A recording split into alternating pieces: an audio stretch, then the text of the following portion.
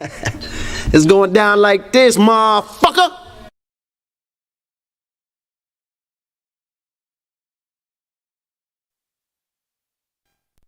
This shit is crazy. The following Nigga get mad. Say, motherfucker, what you mean you ain't gonna let me in this funky joint? Much money I done spent in here, nigga. I knew your mama when she was hoeing. Hump, baby. Shit, bet I do it over time. Say that, nigga. Shit. Bar, back the bar, off time. Shit, boy, I'm trying to make me some money. Boy, I'm hungry as a hog needs slop Jesus. Shit, gotta be a Jesus, cause too many black folks. For what he has, he says that the only way that we can solve our problem is to unite together among ourselves, among our own kind, clean ourselves up, rid ourselves of the evils that we've become addicted to here in this society, and try and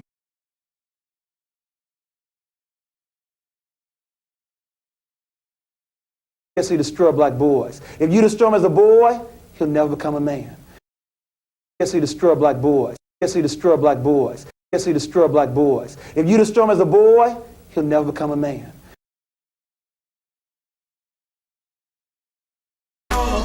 This ain't loud enough. I'm still trying. This ain't loud enough. I'm still trying. I just left a lot in this bitch. I'm finna hit the shop in this shit. Hey, where the white women at? I'm trying to told you just with her and man. No, her mind is fucked. God damn it. Hey, where the white women at? I'm trying to told you just with her and man. No, her mind is fucked. God damn it. Well. Gotta get a piece of mind.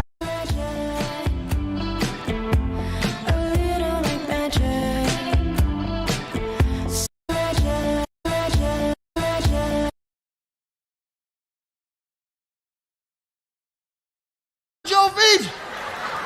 He looked down, seen her feet. The nigga went berserk, killed the monkey, threw the bat out the window, start kicking that bitch in the air. Say anyway, but I will.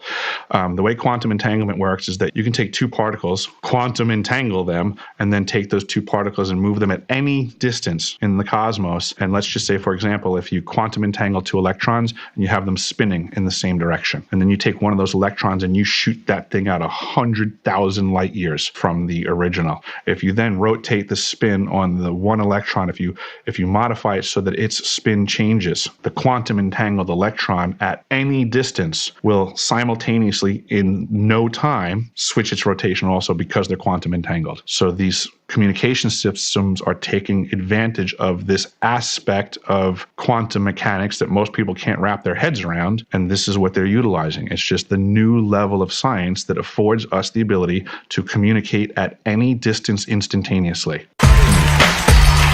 You don't understand. It's cool enough just being cool, like I am. Group of you together, you never can tell who's. I've seen a lot of black guys, Nipsey, but you're overdoing it. Plus, I'm in love with a bitch I can't stand.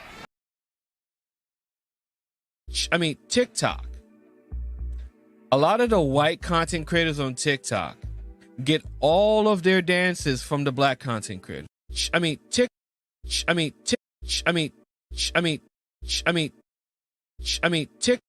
You're a philosopher? Yes.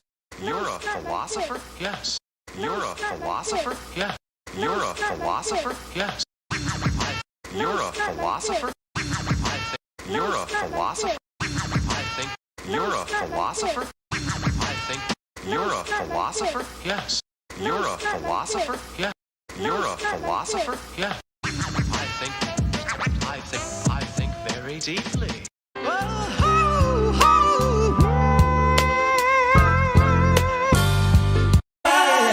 Dance with me. Oh, yeah.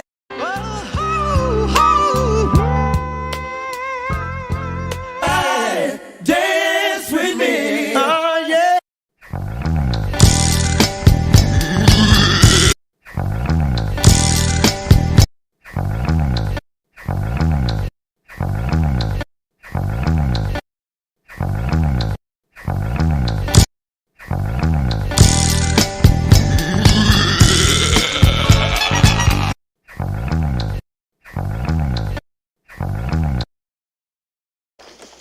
Up yours, nigger.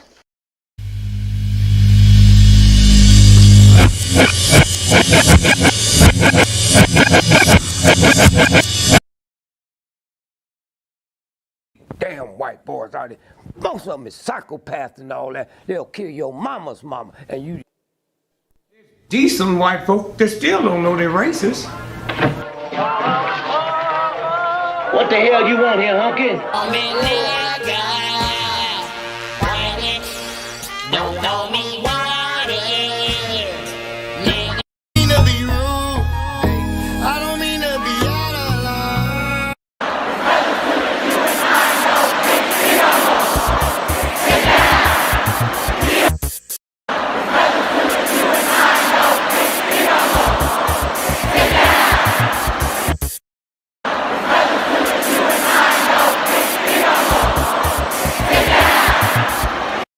What's all that noise? What's all that noise? What's all that noise? Oh, that's his daddy. Your lines are still open. Oh shit, you can get it, nigga. You wanna get it? Come with baggage, just not answer the way what's on. Ooh, I like that. Yeah, that was nice. I like that. Bitch niggas, hoe niggas, rich niggas, broke bitch. I told niggas this was on, yeah, right here. I think we OD. Come with baggage, just not answer the way what's on. Ooh, I like that. Yeah, that was nice. I like that. Bitch, come with baggage, just not answer the way what's on. Ooh, I like that. Yeah, that was nice. I like that. Bitch niggas, hoe niggas, rich niggas, broke bitch. I told niggas this was on, yeah, right here. The Chinese platform, you already know they don't give a fuck about your black ass. With my word, can't be my equal, don't know what you heard. That's the difference when you're my baby. That's how it is when you're.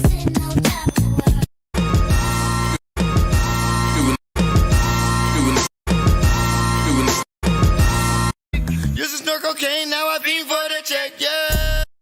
Used to snort cocaine, now I fiend for the check, yeah. Baby, I'm a walking dead man, is what they call me when I'm coming. I hit the loot juice, it pulls up in the duke. Baby, I'm a walking dead man, is what they call me when I'm coming. I hit the loot juice, it pulls up in the duke. Baby, I'm a walking dead man, is what they call me when I'm coming. I hit the loot juice, it pulls up in the duke. I guess you go to the history of European civilizations. 250 years is how long they last before they implode because of their greed, because of their violence, because of an inability to let others be, including themselves. If they didn't have brown and black people to hate, they would hate themselves.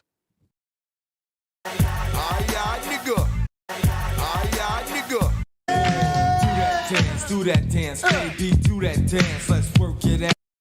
Slapping folks is satisfying. She don't like me, but I didn't know. Guess it was underlying. Slapping folks is satisfying. She don't like me, but I didn't know. Guess it was underlying. Slapping folks is satisfying. She don't like me, but I didn't know. Guess it was underlying. Lean and walk, lean, walk, lean, walk.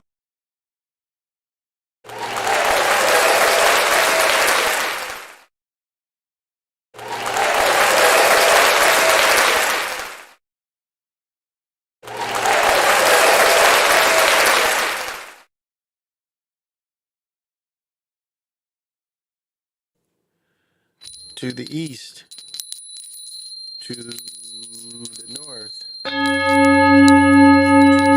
west, to the south, above, below, in the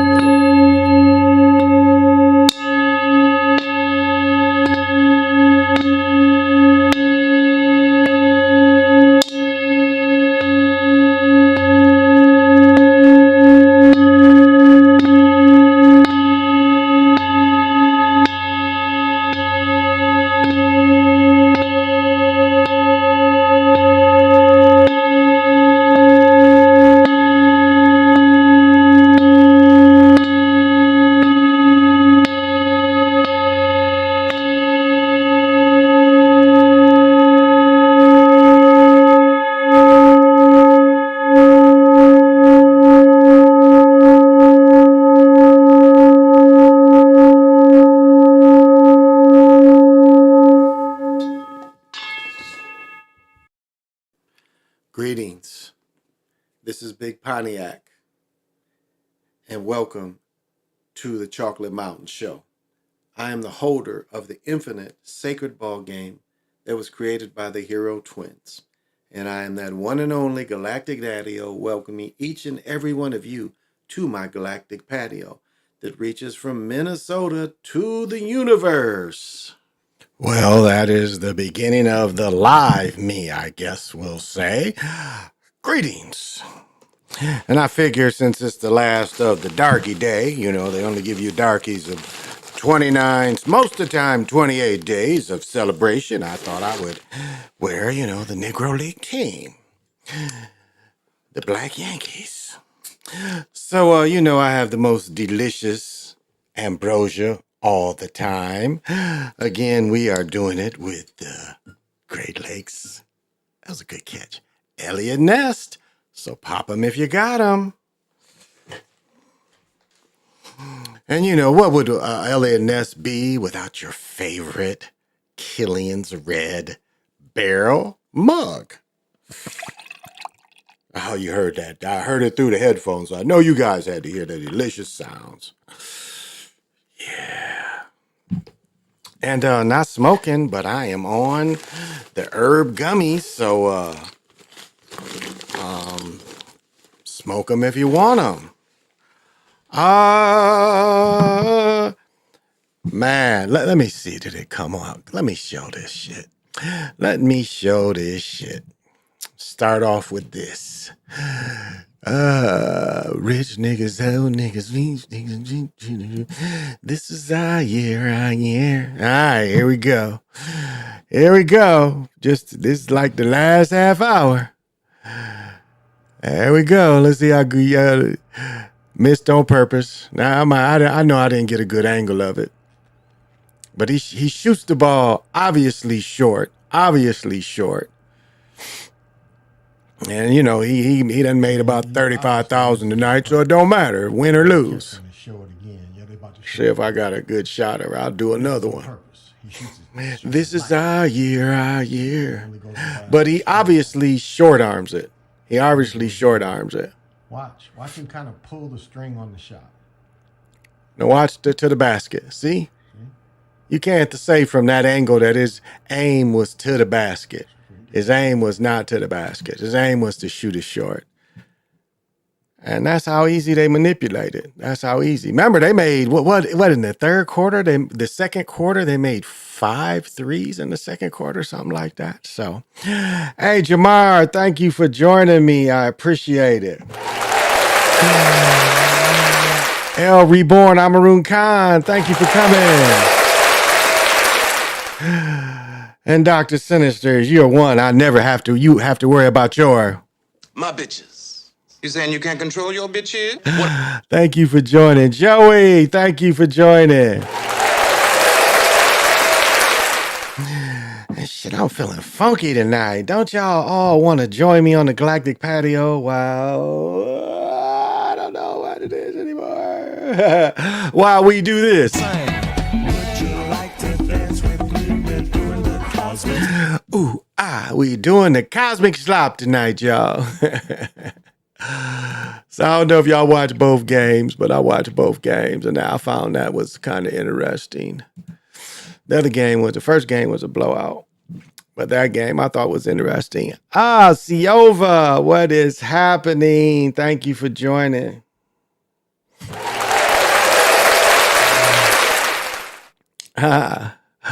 Clippers mailed it in heavy. Yeah, Clippers didn't try at the end. They didn't try. But it's interesting how they're going to let them change because, you know, a year from now, you know, their arena is going to open up in August. So their arena's, you know, almost done. You see they changing everything. They changing the logo, which is a big thing. They probably want to get away from the Clippers, but they kind of stuck with it. So they're going to make it a modern, like, boat Clipper. So I'm glad to see you, Siova. Yeah,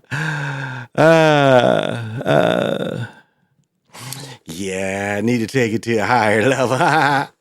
And so, you know, we saw, you know, them throw the game tonight. And that's what it all is. It's all entertainment. It's all entertainment. And so we're not surprised by it. Those of you that bet and can fortune on it, then why not? I think it's smart to, you know that it's fixed. So, see if you can find the rhythm of why on a certain night that the fix would work in your favor. And that's it. But you can't go in there, thinking that it's a fair game, because it's not fair. It is already predetermined. And as I said before, and I'm probably the only one that really says this. There's a there's an egghead man in the room, the Jacob, the big head man. There's an egghead man in the room, and he's got multiple games going, just like in the Matrix when, you saw the creator and he had the multiple versions of Neo. It's very much like that, but he's got the numbers. Remember Dutch Schultz? Remember in what was it? Gangsters, Hoodlums. Remember he had a dude that helped put policy together and could remember all that out of his head. So there's people out there that can do all that. Remember, there's number runners that would never have to write numbers down. Remember Malcolm talked about what was his name in Malcolm X's book, West Indian Archie. He said West Indian Archie, would deal with thousands of people a day and know what number they told him. Combo, however they wanted it, never had to write it down. Hundreds of people, and we remember all their numbers. Would never had to write it down. In the 20-some years he did numbers, never had to write it down. And then Malcolm could have cheated him, or the dude might have made a mistake. It's hard to say. But this cat just, have what they don't even call it a photographic memory anymore. They call it something else. They call it completely something else. It was a TV show where the redhead chick from Australia, she used to have that kind of memory. Definitely not surprised LeBron's going to get some legacy games. He finally goes away. And they're going to let him get to 40,000 points. I think he only needed 40 points tonight to get, I think he's close to 40,000 points. So, and then, having a 3-point shot, which Wilt didn't have. Michael Jordan did, but not Wilt. And so you look at some of those guys, if they would have been, and now Wilt wouldn't have been affected that much by, the 3-point shot, because, that would have never been his thing. So, we can count that out for him, but some others that, had that range and didn't get credited for the threes. And let's remember, the 3-point line was created in the 60-61 season in the ABL. So, and that's, not terribly long ago. So they could have put the 3-point, the ABA in the 66-67 season put it in. But that was something that was created in the 61-60. The ABL, remember, the ABL was created by the dude, Abe Serbenstein, the Harlem Globetrotters dude. He was promised the team to the Lakers. He was promised the team in the West Coast. The NBA reneged. I think Kennedy was commissioner then. He reneged. And so he put a league up, and the league only lasted for 1 year. And what's funny, Midwest was heavy with teams. Battle Creek, Michigan had a team. Benton Harbor had a team. Cleveland had a team. Pittsburgh had a team. LA had a team. You can find that history of the ABL. So if you want to look that up, you can find that. That's out there for you. And it's interesting, like all the hatred of Bronny James, and all the speculation, but y'all act like he ain't gonna keep hooping. I mean, he has better skill set than both of Jordan's children. Both of Jordan's children, Jeffrey was the younger one was the better one. You could see that. You could see how the two but neither one of them had Michael's skill set or Larry's skill set. Or their uncle Larry's skill set. They didn't even have Larry's skill set. Larry's not only one of the best leapers for his size, he's one of the quickest dudes that I think that I love pressing with Larry. We'd be playing pickup ball pressing people. Larry had that crazy quickness and he had the ups. I mean, we played in the mirror, we pressed people all day, just laughing at them because we knew they couldn't get it by us. We both reacted so quickly. So Larry was cool, but his nephews, neither one of them had that skill set. So Bronny has a skill set that will translate to the NBA. And as I've said before, all you got to do is play and you get better. So if you think, all the people out there think he's not going to get the opportunity, he's going to get the opportunity. Now, is his health going to come in play? That could be a question. But yeah, the young man didn't even really get a full season in and you want to judge him. The best thing I saw is they did a comparison of Jimmy Butler's freshman year to Bronny's. It's almost equal. So you got to give Bronny a chance. And let me tell y'all, up here, it is cold. It is cold, cold, cold. I was supposed to go back out to the outlet, but it was too cold to go today. But yeah, it's 12 right now. Now, the rest of the day, look at the difference. It's only almost going to get 40 degrees warmer. Look at that. 40 degrees warmer. Look at this. Friday, 57, 58, 65 Sunday. Then 43, 44. Mild. No snow in sight. So, and as you see, it's going to get warmer as the night goes by. See, it's going to get warmer. It's going to peak right about 4 p.m. at 52. So up here, the weather is nice. How is it where everyone else is? Is the weather cool where you are? Because it's cool here. Let me see. Wow, okay, we got them lined up. We kind of got them lined up, okay. I don't know if y'all would remember this guy or not. They ain't showing. Oh, this is something different. But Charles Deercop, he played in Butch Cassidy and Policewoman. Actor dies at 87. It's this cat right here. Always looked like, you saw him in the 70s films. Housewife, Trixie Norton, The Honeymooners. Okay. This cat right here, who appeared in memorable like Butch Cassidy and Sundance Kid and Policewoman that's died. Remember, it always looked like his nose was broke. He was always the undercover cop or the crooked cop. Oh, he's born in Wisconsin. Okay. He was in the Marines. Okay. Too young to be in World War II. You see this, they're born in 36. Too young. But I wonder did he go... I wonder if he went to Korea. No, mid-50s, Korea was done. I wonder if he went to Vietnam. It doesn't say if he went to Vietnam. He went to Strasbourg. He studied with Marilyn Monroe. Studied with Lee Strasberg. Voyage to the Bottom of the Sea was his first Naked City. The next 2 years was TV episode. Must have been in the early 60s. And then the big screen was Voyage to the Bottom of the Sea, which was a book. Jules Verne. The Hustler.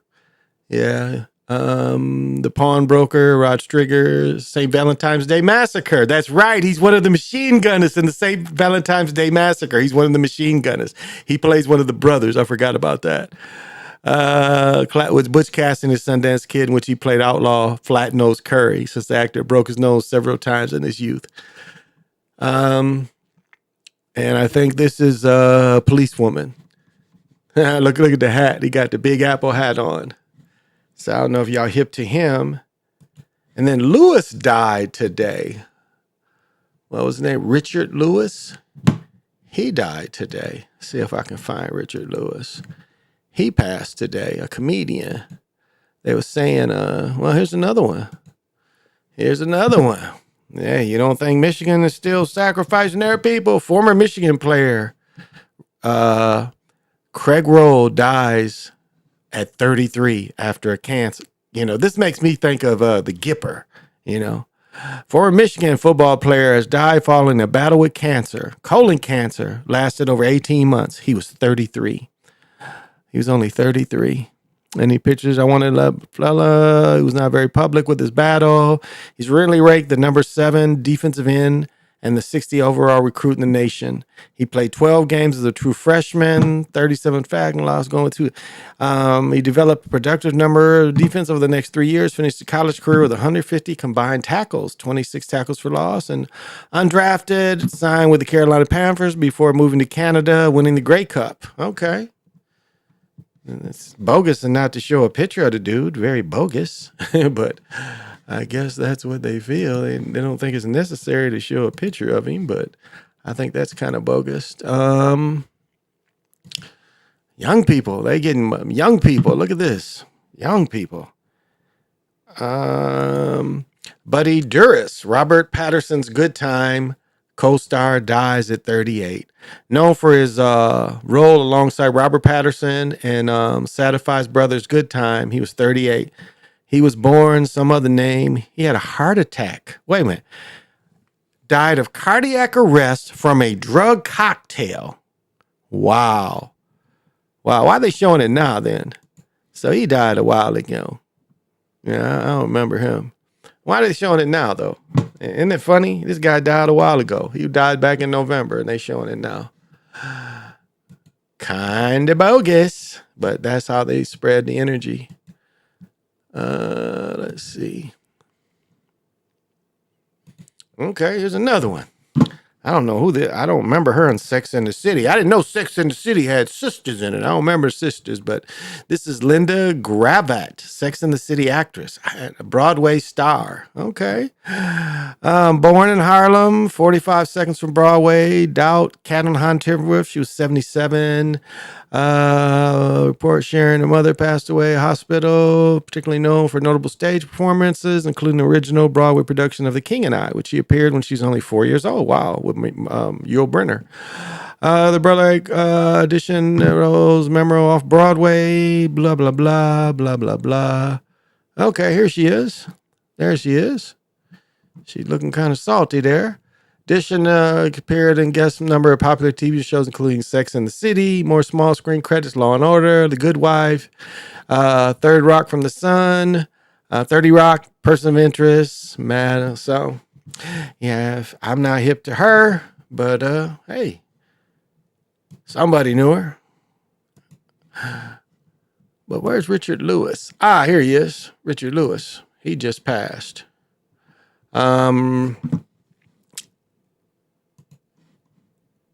Yeah, Richard Lewis just passed. Those of you didn't know him, he was a comedian, actor, knows for stand-up, various television shows, films, Anything But Love, and Robin Hood, Men in Tights, where David Chappelle wore a dress.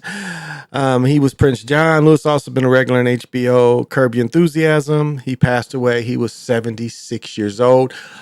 He passed away from dementia. Oh, yeah, and if you didn't know, that Jacob Rothschild, this lizard just died. One of the lizards, he didn't want any more hearts. He didn't need any more lungs. So they said that he's asleep.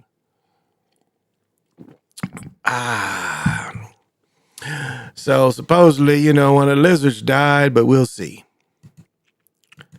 And we already did him. Yeah, this is how he looks in the St. Valentine's Day Massacre. He looks like that. He did a good job. And I think I'm caught up. Yeah, I already talked about him, and we already talked about him. So, and Richard Lewis had dementia. I'm sorry, he had dementia.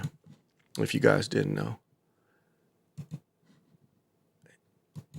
and that is something to keep you out of that white, because that's what they want to do. They want to put you and then they here they say Jam Master Jay's killers found guilty. They were found guilty. We knew that was coming down the pipe.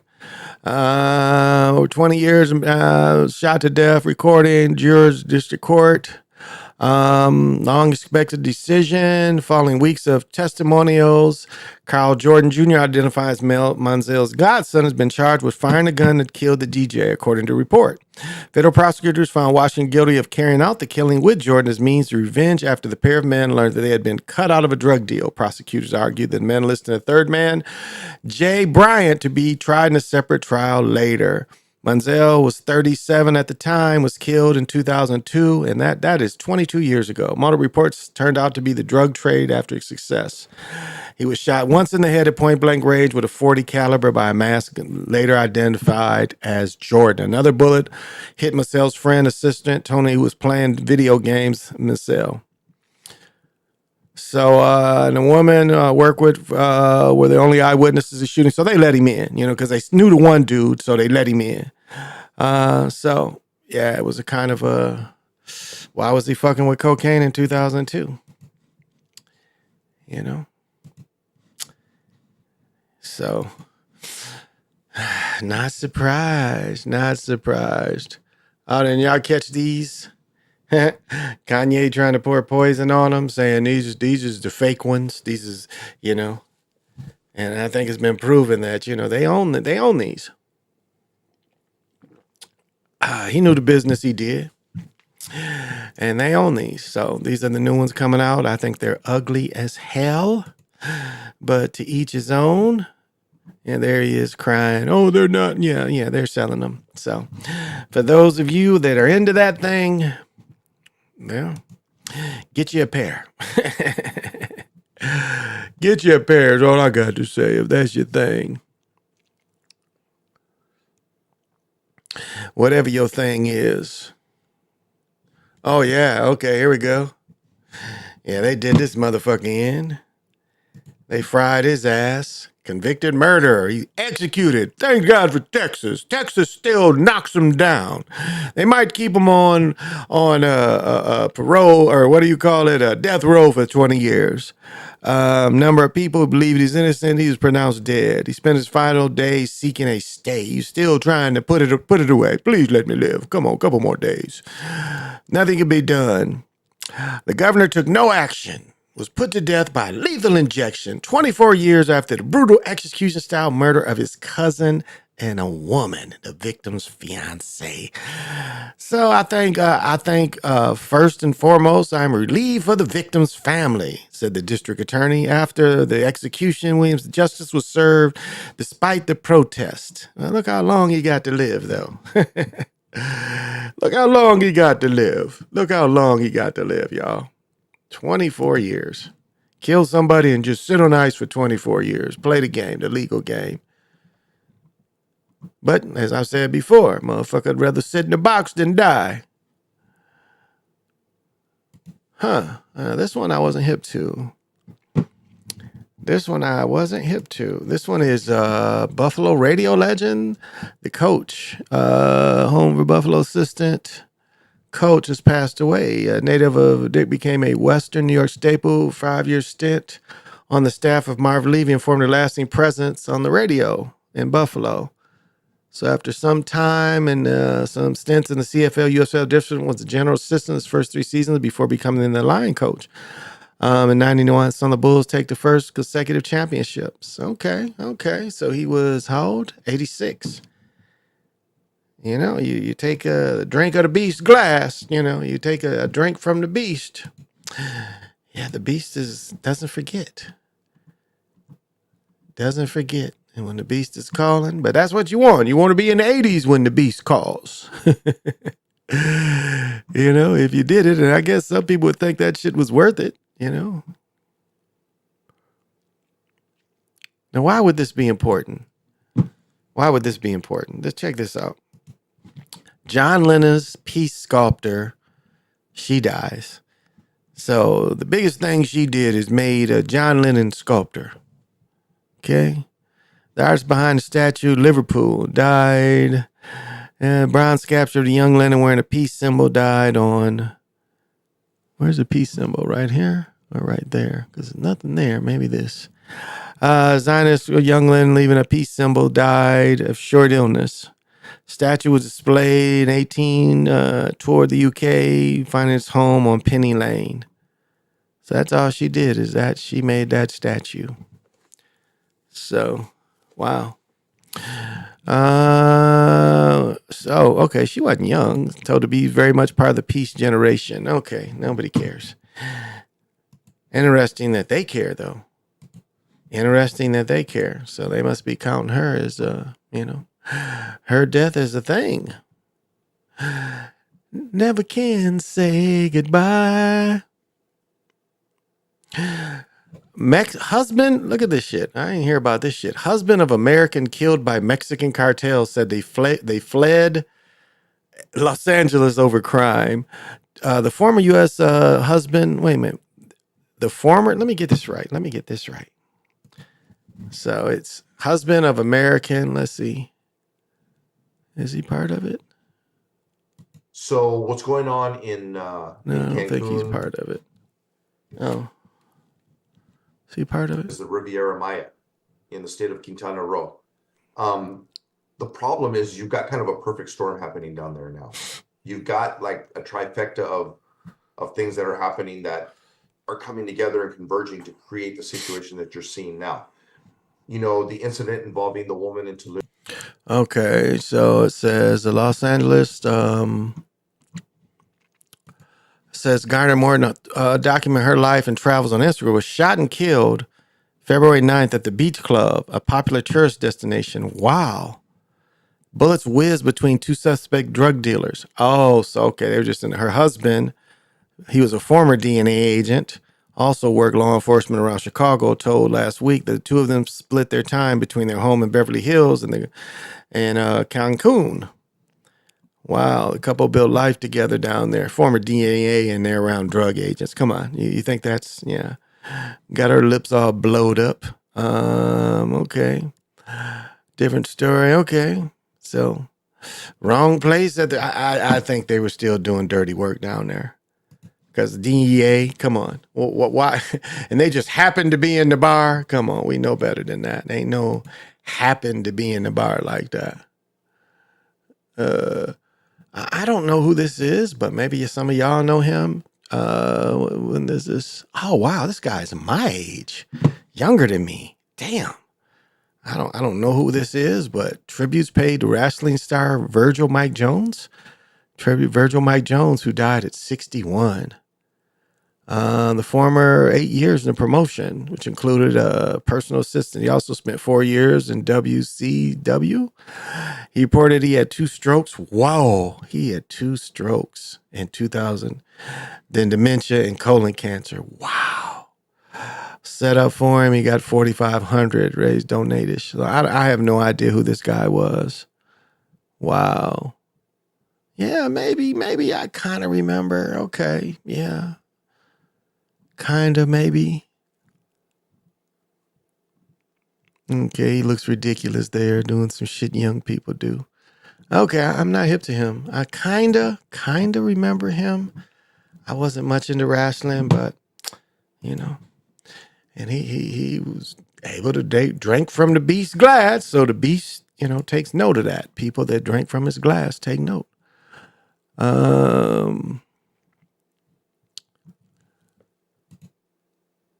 Let's see if we can get this to pull out. I'll tell you, Devin Booker's shoes, like, I mean, he likes the Air Force One style, and I know there's quite a bit more technology, but his shoes are, I mean, I want to find these older pair that he used to wear. But look at that, all that detail. Again, I don't know how good this is in here, but look at this. I mean, these are all custom shoes before he even had his shoe. These are all custom. Ah, this is the one. Yeah, look at that. That is nothing but like Air Force One tribute, but, you know, it's in a modern shoe, you know, with the modern technology in it. So this was hard not to notice. So this is probably one of my favorites that he wore. Even more creative than these. These look more like an NXT LeBron's. So, and you know, I'm a sneakerhead. And you know, motherfuckers like motherfuckers like talking about when is it too old to wear Jordans. It's never too old. It's what you can fucking afford. Or you know, like motherfucker come give you a ticket. Well, you know, you can't be wearing those Jordans. You're too old. motherfucker all your life. Is there somebody? I don't know who this cat is. Madman, Eddie Driscoll. Do y'all know who Eddie Driscoll is from Mad Men? I never really watched Mad Men, so I don't know who the fuck this is. But he died. Oh, shit, he's my age, too. God damn. What is happening? Wow. Passed away at the age of 60. The celeb, known for his minor roles in Mad Men, Sex and the City, and Entourage, had been battling stomach cancer and died on December 15th, his longtime friend recently revealed to People magazine. Jimmy Palumbo told the outlet February 27th. Wow, 60 years old. Well, it's more life after 60. And that gets to my thing. It's like you're never too old to wear whatever shoes you want to wear. There's no age limit. I'm talking about you're too old to wear Jordans. Like, what is that? What is that? You know, it's ridiculous. There's no too old. Like, would it ever be too old? Who is this? Is it ever too old to wear gaiters? I don't know who this motherfucker is, but let's see who this is. Thomas Kingston has passed away at 45. Okay, someone who's happy that day he got married. Emily Murray played. It was the deepest sorrow announced the death of Tom, our beloved husband, brother, exceptional man, blah, blah, blah. His death came as a great shock. He was found on the evening. Emergency service called the scene where he was pronounced dead. How is he dead at 45? Quest we held, those no suspicion. There's also the absence, according to Kingston. Wow. Had been informed of his death. This must be one of their cousins. Is the son-in-law of Prince Michael of Kent and having married. So he's a cousin. Parents. So he's a cousin. And the husband of Prince and Princess Carrie's daughter. So this cat here probably OD'd and they ain't saying it. Probably OD'd. 45, that's probably what he did. He probably OD'd. So, to each his own, you know? I can't tell you it's your thing. You got to do what you want to do. I can't tell you who to sock it to.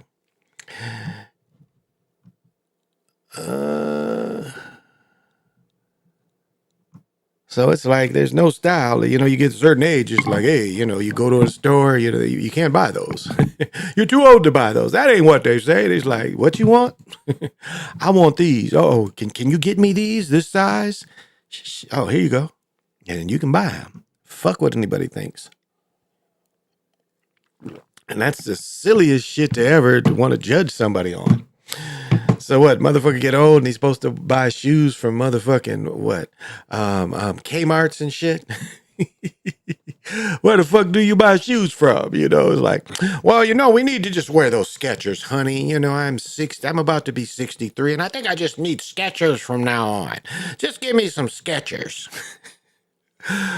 The fuck it, man, I've been wearing Nike since they came out. So why wouldn't I keep wearing them? Why wouldn't I keep wearing them? I forgot to bring chocolate up here. That's what I meant to do. Bring chocolate up here, and I did forget that. I forgot everything but that. And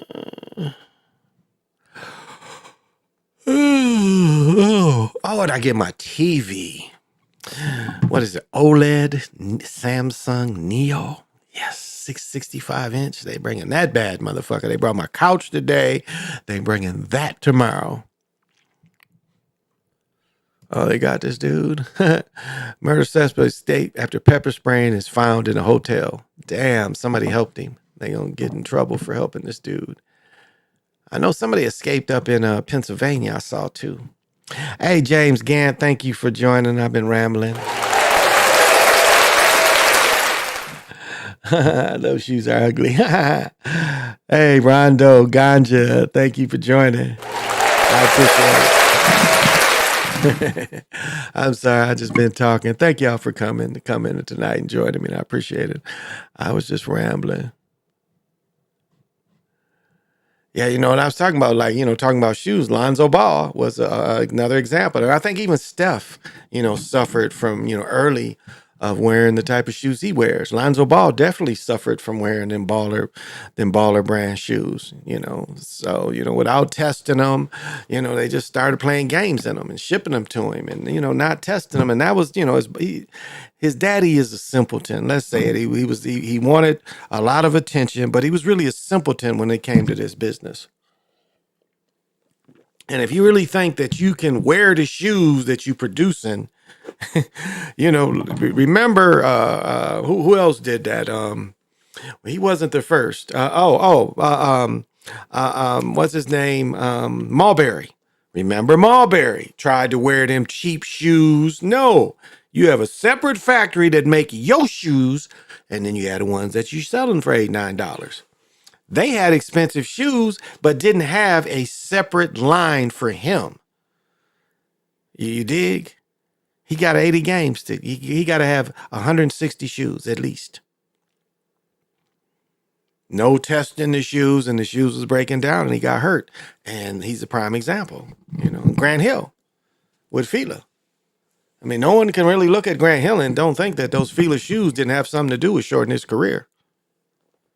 Absolutely has something to do with shortening his career. Again, not heavily tested shoes. And it's a crapshoot. It's no doubt a crapshoot. Jordan didn't particularly like. He liked cons. I think he played in the Olympics with Adidas, but he played with Carolina in cons. And he thought that the Nike the forefoot was too thick compared to the cons and Adidas.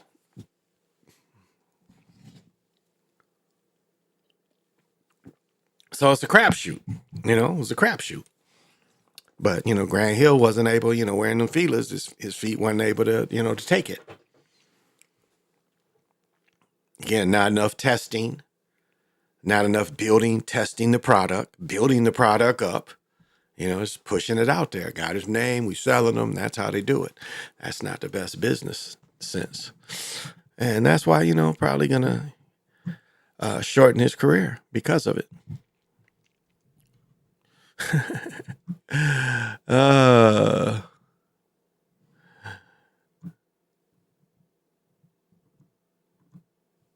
Strawberries, fields forever. I saw where a lady was supposed to be the oldest chick in the world. That's who I was trying to find. She's supposed to be the oldest chick in the world and died. And it's like, that's a movie of the dude who is supposed to be the oldest person. And, again, if you live a certain kind of life, you kind of, and this guy appeared to be a monk, a type of monk. And, you can sustain. You can sustain.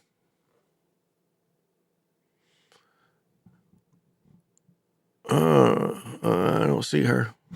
She might be on something else. I don't see her, y'all. Let me see if she's somewhere else that I picked up.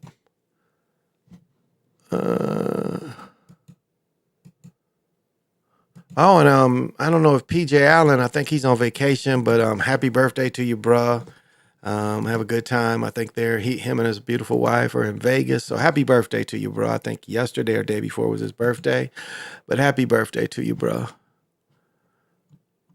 If you ever catch this, happy birthday to you for sure. And I sent it to him on Facebook. Where did I see this lady? I might have not been on YouTube. Might have been somewhere else and saw her.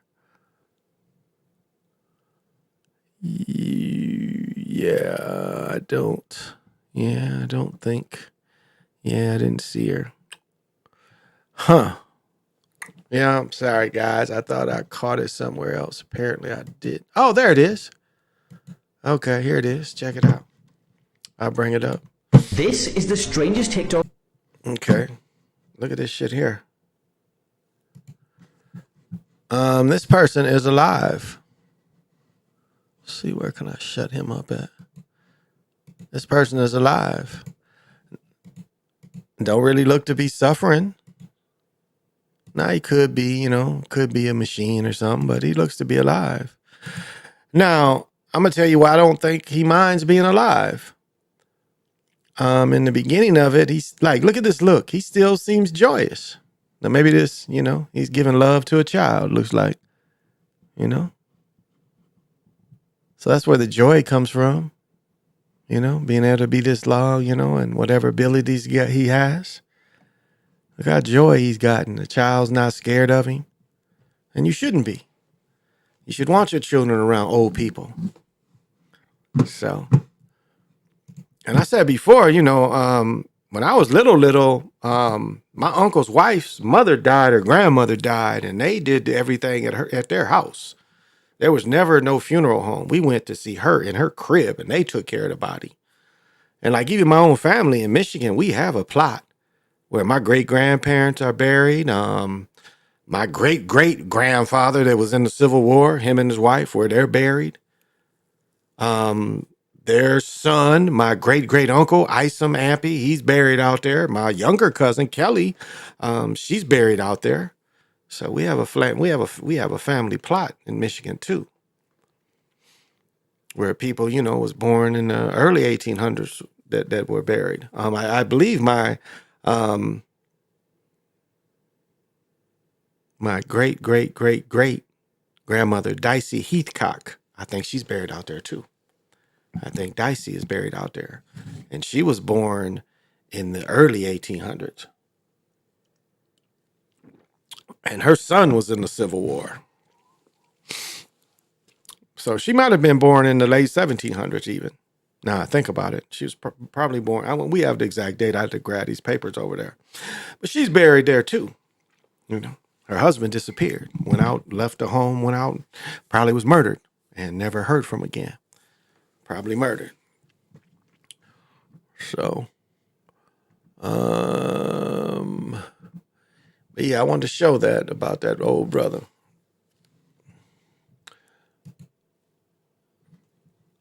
There was another one though I saw too, but I don't seem to see where I put it. Let's see, where's the lady at? Because the lady actually died, so that ain't her. But she was supposedly 120 plus, which, really, if you look at technology, we should all live like that. We should all live like that. I know they got Mr. Gates and other people saying things that, they're putting stuff together so you don't live, but it looks like the opposite. If you can live long as you really want to live, does appear. I mean, you do the right things. There is a recipe out there how to live longer. Let me see how I can put this. I'll put it the way it is. Like in my own house, we had two people that was kind of helping as we were designing things. And one was 83 years old and one was around 75 years old. And the 83-year-old moved a lot better than the 75-year-old. But that just shows you how you can be a physical age and you can be a biological age. So, well, up here we had the officers getting killed. We had the big rally. And this is kind of showing you where they're at with it. This is finally, their funerals were Wednesday, I think, because local people, and so this is what it looked like here in my area. Strand and Officer Matthew Ruge leaving the church. Firefighter paramedic Adam Finseth was laid to rest at Fort Snelling yesterday. He's an Army veteran, 2 tours in Iraq. This procession will go from Eden Prairie to Burnsville, and we have Fox 9's Karen Scullin on that procession route with a look at just the community response that's happening out there today. Karen? Route here in Burnsville, at least part of it, outside the City Hall, where the memorials have been set up all week long for the fallen first responders. The parade or procession route here, it looks like a lot of cars. I think people are just staying warm until it does go by here. We were at Prince of Peace Church earlier, where they also showed the service to a lot of people. I'd say maybe about 100 to 150 people gathered. And they gave us various reasons why they felt they could gather. It was more important to gather there rather than maybe inside their homes. A lot of them just wanted to support Burnsville. They weren't even from the community. They wanted to come out of their homes, let Burnsville know that they care about them and that they care about the first responders and the fallen first responders as well. Now, we spoke to them. Where was the one dude at when they show him? Oh, so this was all day thing. Service that began shortly after 11 a.m. this morning as the family and So this first responders of all types of professions. So this was all day thing. It is unbelievable what they do day in and day out. And others, I'm told.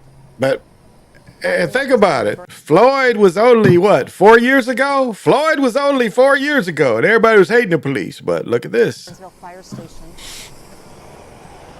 This is city staff going by. They are labeled, so I'm seeing that now. Burnsville city staff is in that bus.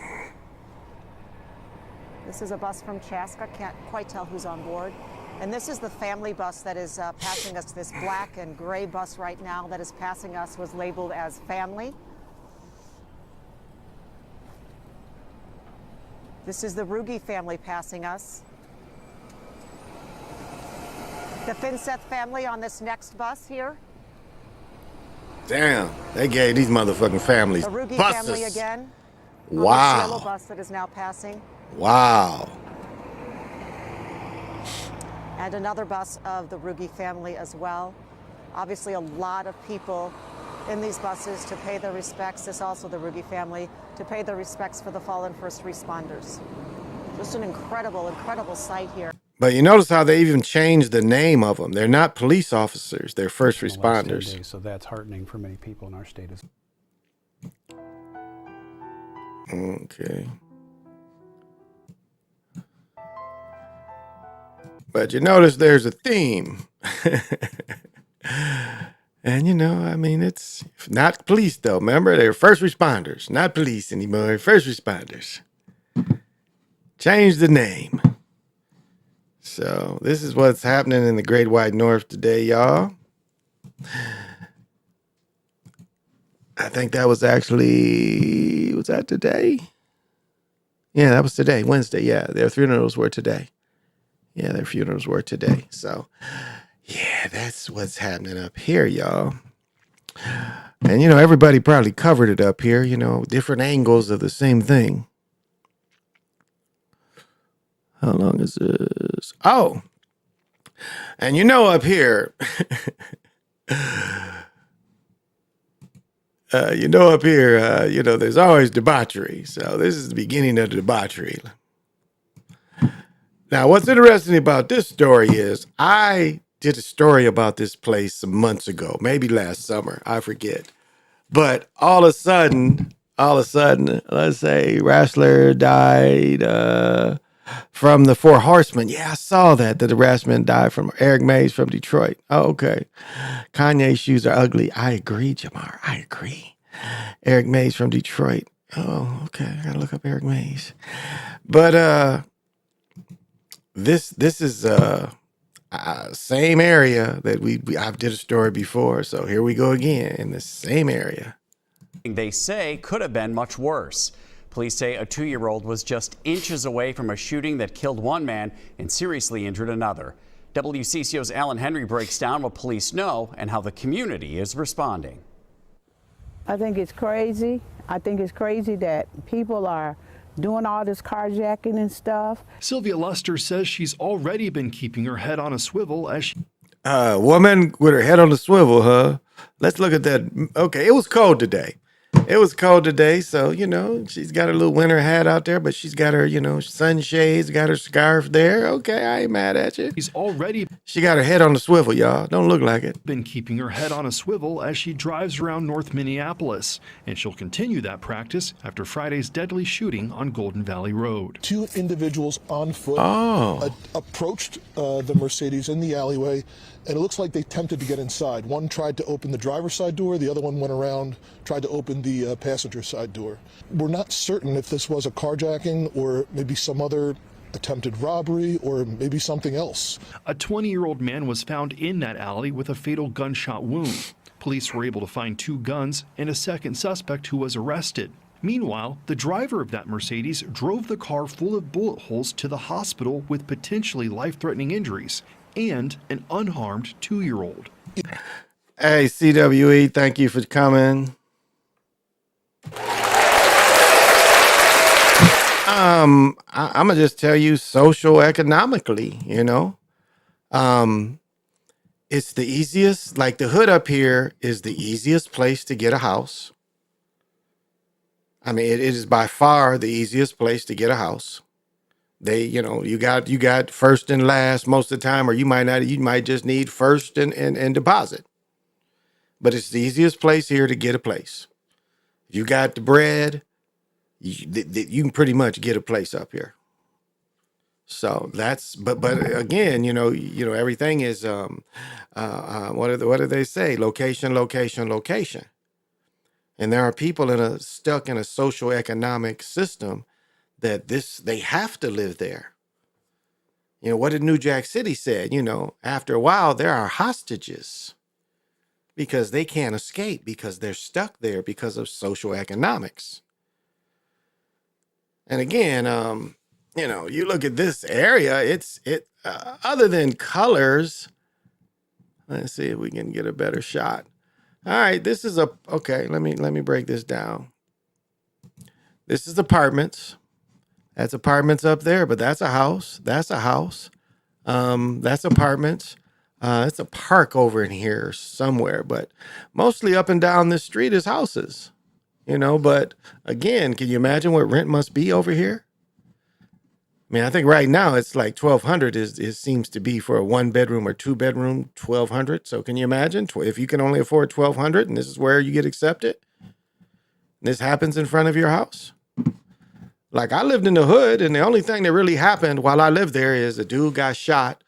My boy was about 7 and saw this guy shoot this other guy when he's about 7.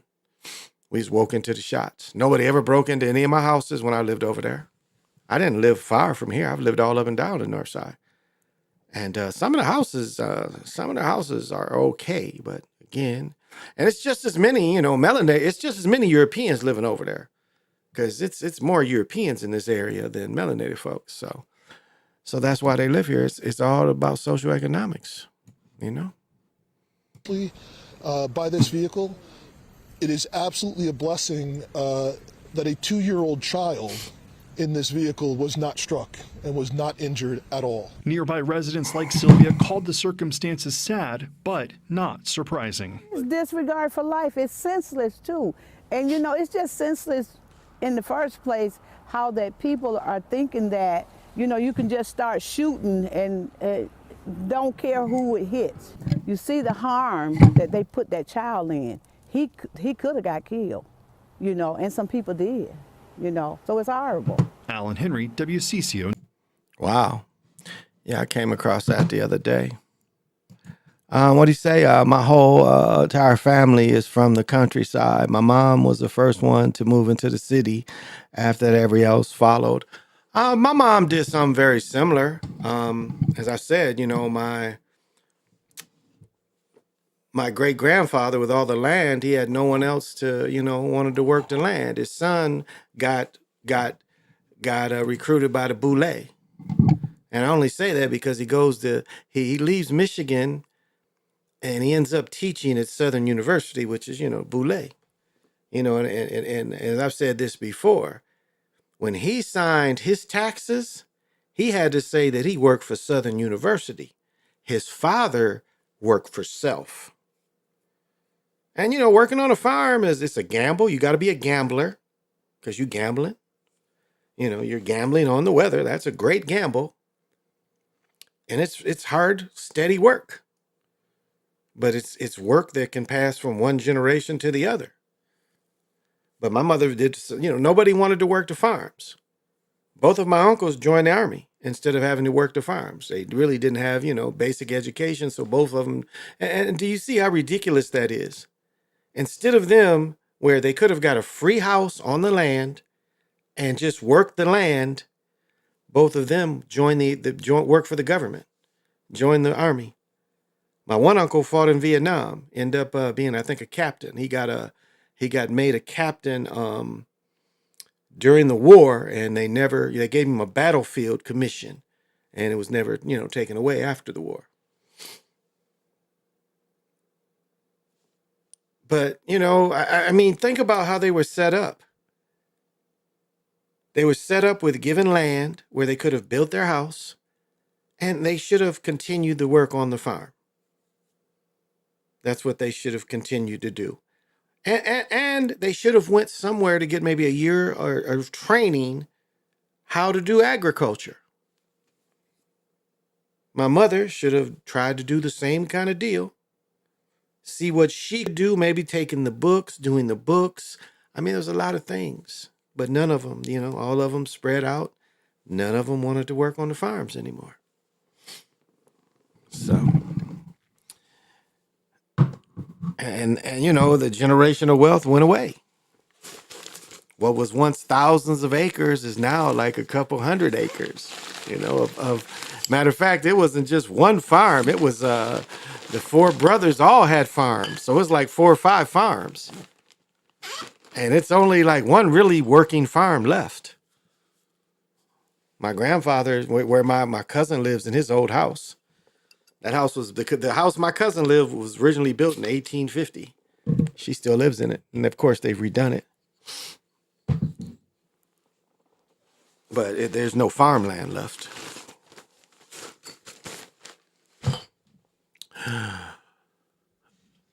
Oh. Doesn't that sound inviting?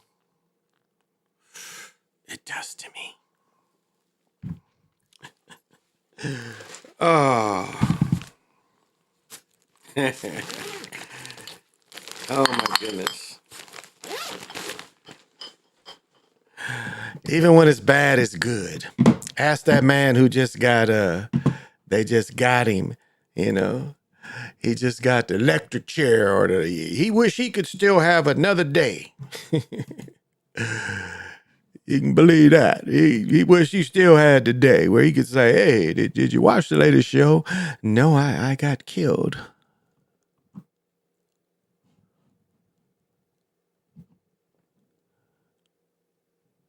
Oh, okay.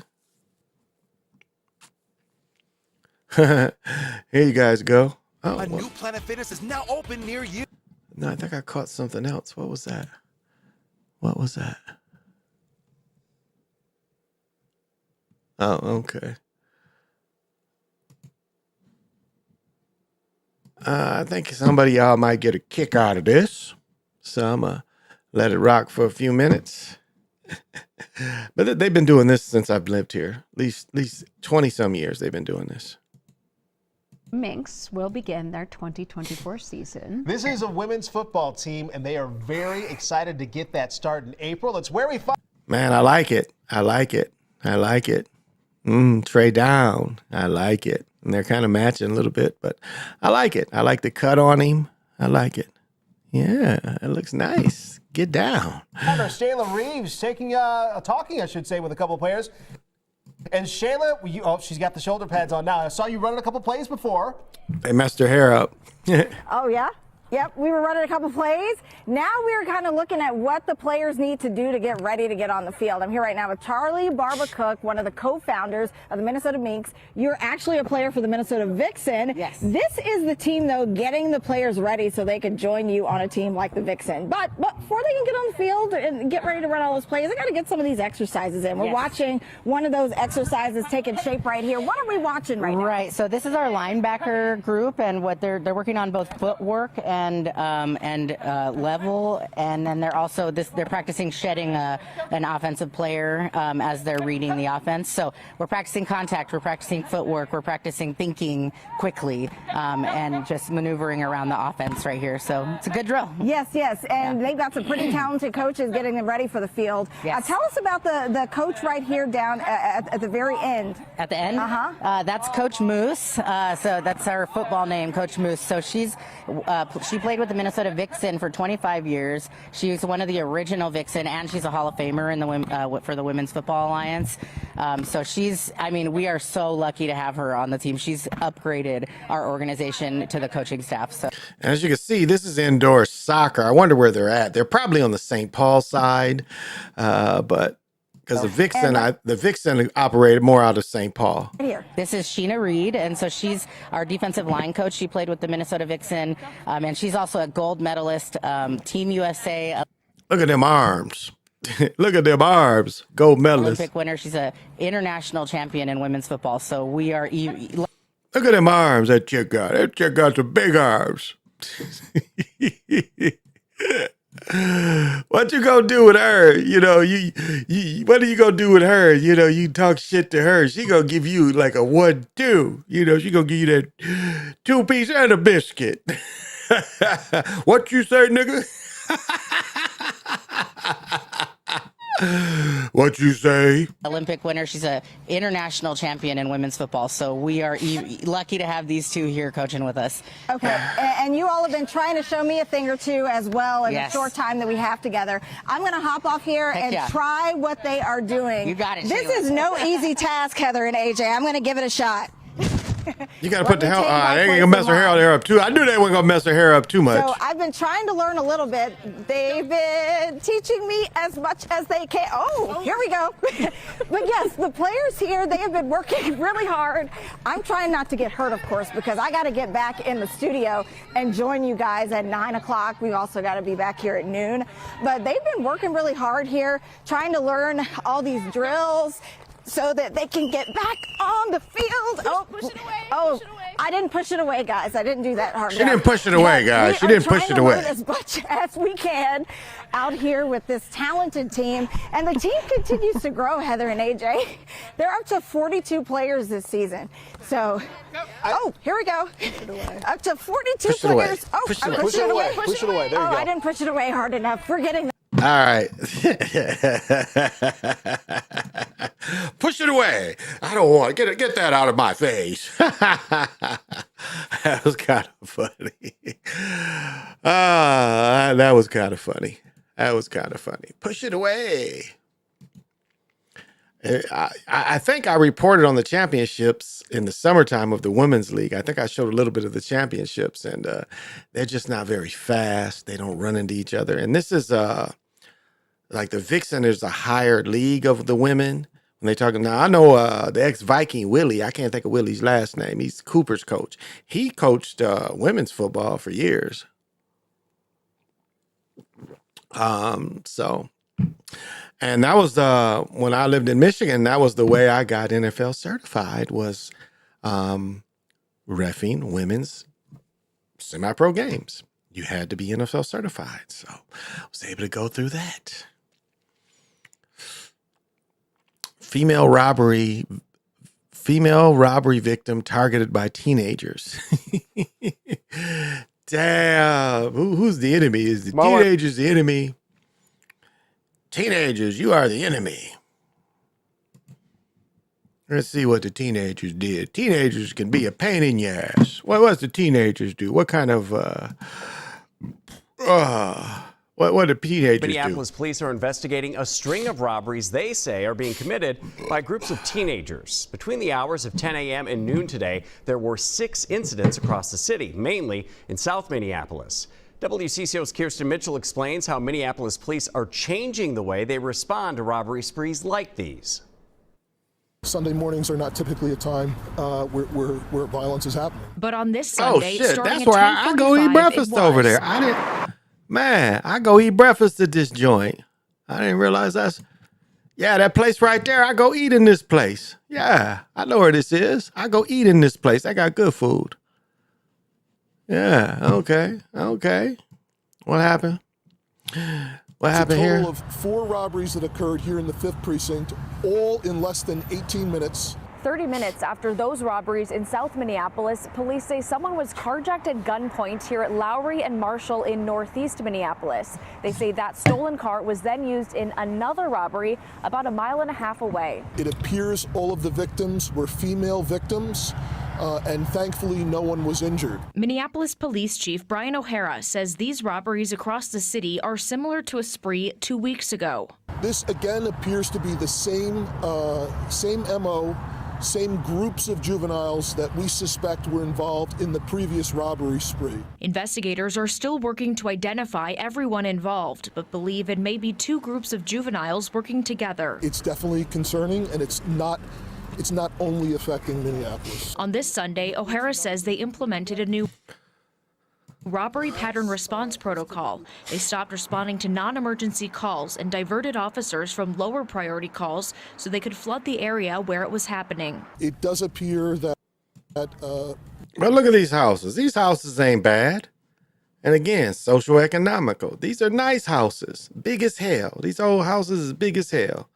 And, you know, they got to live there. The response that we have did have the intended effect, initially displacing the spree that was happening here, but thankfully stopping it for today. According to MPD data, robberies are up 40% citywide so far this year compared to the same period last year. If you happen to be a victim of one of these crimes, Well, this is what happens. They going to try to carjack somebody that shoots them, and everybody going to be crying because the teenager done got shot in the face that tried to carjack you. He was only 15. Well, his ass should have stayed the fuck away from me and my car before I shot him in his face. I think that sounds about right. But, you know, that's the debauchery. That is the debauchery that's been going on. Let me tell you, again, I show my omen stuff. This is jade. I don't know how old this thing is, but this is definitely from the, this would be in the style, as they say, omicoid, in the style of the omen. So that's all jade, baby. And let me show you if I can lift this heavy motherfucker.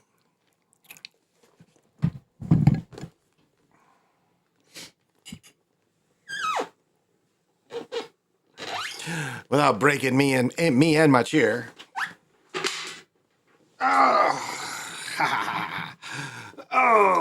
But this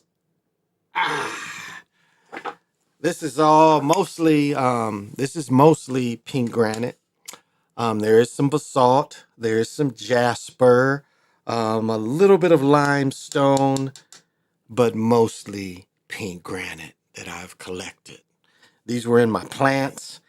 So I bought this big thing for $10 and put all this pink granite in here. And so this will amplify, the funkiness.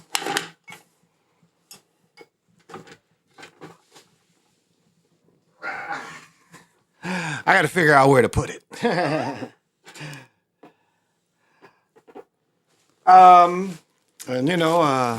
always show the deals.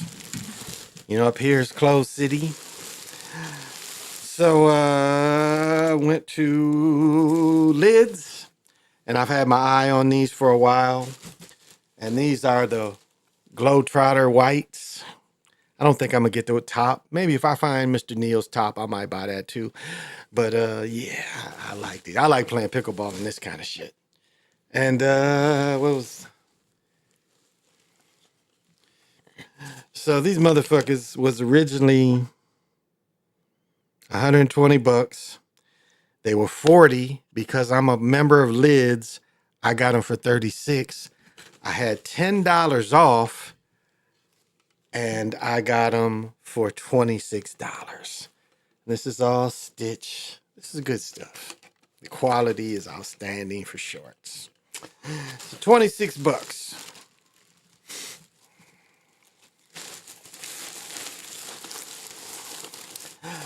And I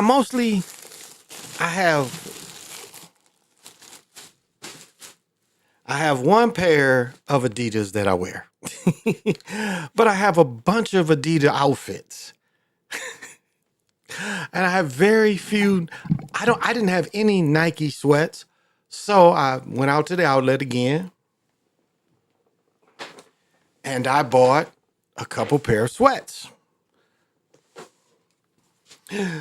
Nike, of course, not the Jordans.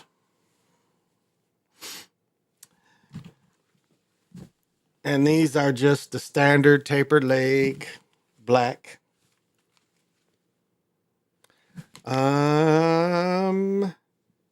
These were 44 at the outlet. These were cheaper. Now, is these black or blue? Let me see.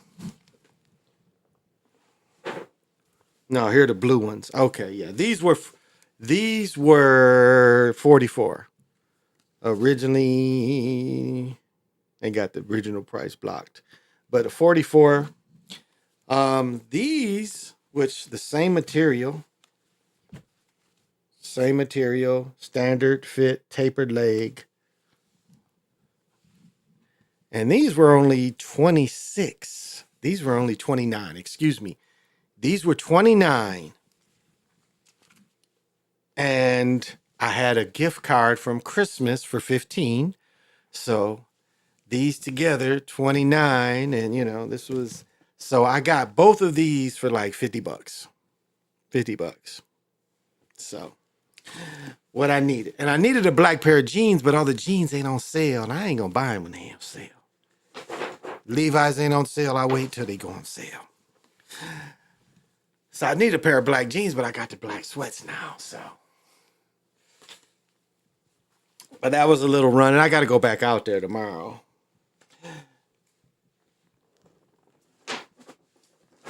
So that was my haul. That was my haul, y'all. You know. So. And tomorrow night I should have a box to undo. So, but just wanted to show that kind of thing, and you know, whatever your thing is, I can dress the way I want to dress. And, you know, my son had an interview today, and I like what he did. I gave him, you know, it's funny. I gave him a pair of boots, a pair of my old Timberlands, and they're not really old, but I gave him a pair of my Timberlands. Well, I gave him 2 pair of Timberlands, and I just gave him my dress boots. Because I really don't wear them. And so he had an interview today, and he went and he felt good, and I was able to help him and take him. You know, he's got to still get his license. And so he just needs practice. But, you know, that he's trying to do something, you know, and that's the least I can do. If a ride is what he needs to go to work, you know, that's the least I can do to just try to help him. And so that's what I was able to do today. And I'm excited to get the new TV tomorrow. I'm super stoked for that. And, you know, my wife doesn't get it. She's like, what's the difference between the surround sound and stuff? I'm like, it's like watching Oppenheimer. And, you know, it's explosions throughout the movie. When you don't have that shit, you know, you don't hear all that. You don't hear that, you know, that boom, you know, you like that. It's like, man, you know, my neighbors used to call on me and say, I think he's having the Revolutionary War upstairs, or Civil War, or something. It's so much bombs going off. Nah, you know, it's like, and then sometimes I'd play music off that stuff. So it's good just, you know, having loud music in your house. That's positive, I think. I don't think that's negative. I think that's positive. So that's all. That's all. But yeah, so we're excited for that tomorrow. There was one more thing I did want to see if I could find. Because that was mostly everything. It's a couple things that I don't mess with. I don't care. You know, I don't really care about colored news too much. I don't really push colored news. I push the world news more than anything. Oh, yeah, I want to show this. I definitely might have heard about this. Yeah, I wanted to show this, and I hope you don't get me, brother. How much? You might have heard about this. This is I hope you don't get me, brother. But it's a short, so probably not. But if you are you guys hip to this? I don't know if I showed this before. Wilson's new airless basketball prototype. It is 3D printed, and the number one question everyone wants to know is, how does it actually bounce? But before I even bounce it, there are other differences. This is a regular NBA ball. It feels different, like it's got this slick texture to it. It also smells very different. Kind of smells like a shoe. Also, I'm sure other people have heard of trypophobia, with the thing with the holes in it. Like, this has a lot of that. Might bother some people. But anyway, okay, real question. How does it bounce? NBA ball. Airless ball. It's so quiet.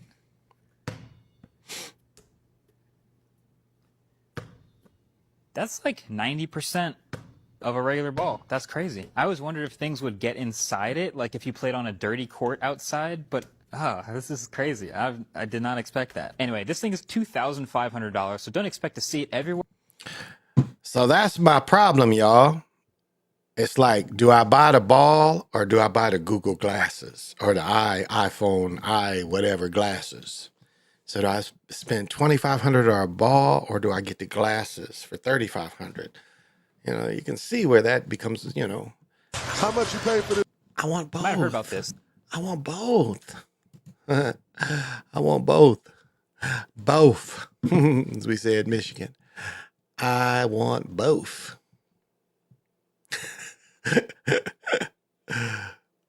Oh, this is kind of funny.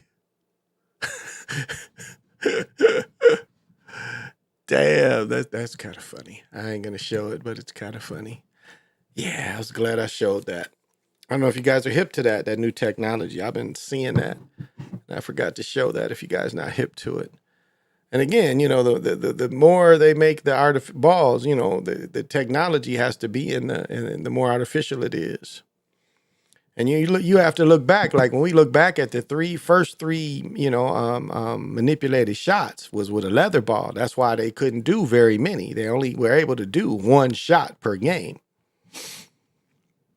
And, you know, the first shot is not, you know, I made a mistake and said Don Nelson was the first manipulated shot. It wasn't. I found one before, and I'm sorry I didn't record and they ain't showed it because I did see it. Yeah, but, you know, they've had this technology longer than we thought. And that's why I always talk about Flubber, you know, the movie Flubber, not the Robin Williams version. The original movie of Flubber is the black and white version. And in the black and white version, they're heavily, you know, do basketball, where they're on top of the gym ceiling and shit, jumping up and down, stuffing the ball, dunking the ball. But that one, so, you know, they're kind of telling you, you know, that's kind of, that basketball ain't what you think.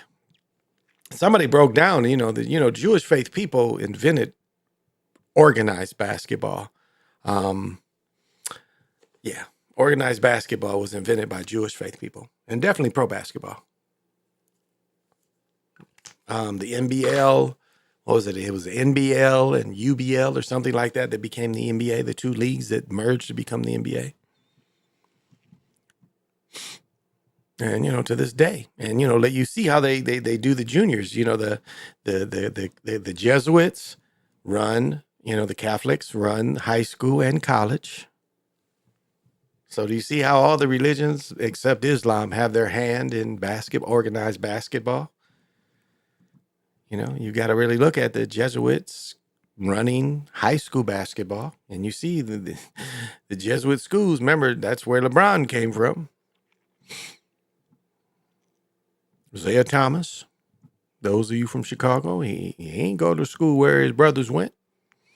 He went somewhere completely outside of his neighborhood. And that's what happens. And college, of course. I mean, you can look up the Jesuit schools. You know, that's not hard to look up. Ooh, affordable e-bikes. That's all I want to do next summer is play pickleball and ride e-bikes around. I wonder if I could ride an e-bike all the way to where I play pickleball. Imagine I could. Imagine I could ride it there and ride it back. Cool thing about it is you could pedal.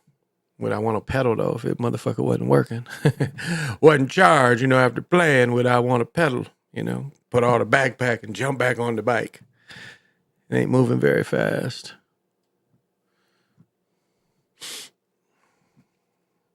See, Dane Conaway did a thing, the Civil War ain't what they tell you. I've said before, in the first Battle of Bull Run, I came across some papers that talk about brothers was fighting the Northerners. There was all black Confederate platoon or brigades fighting them. In the very first battle of Bull Run, you know, we got Bull Run 1 and Bull Run 2, but the very first battle, brothers fought against the Union forces. So if I can find it, anybody can find it. So, and that's something they don't want you to know. Just like the Cherokee. The Cherokee started with the Confederates. They turned later and joined the Union. But they started with the Confederates.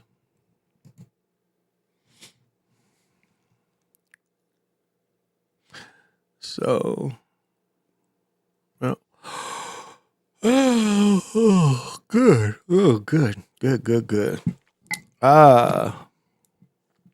That's what. Hey, Big Stank, what's happening? That was Kevin Garnett was saying.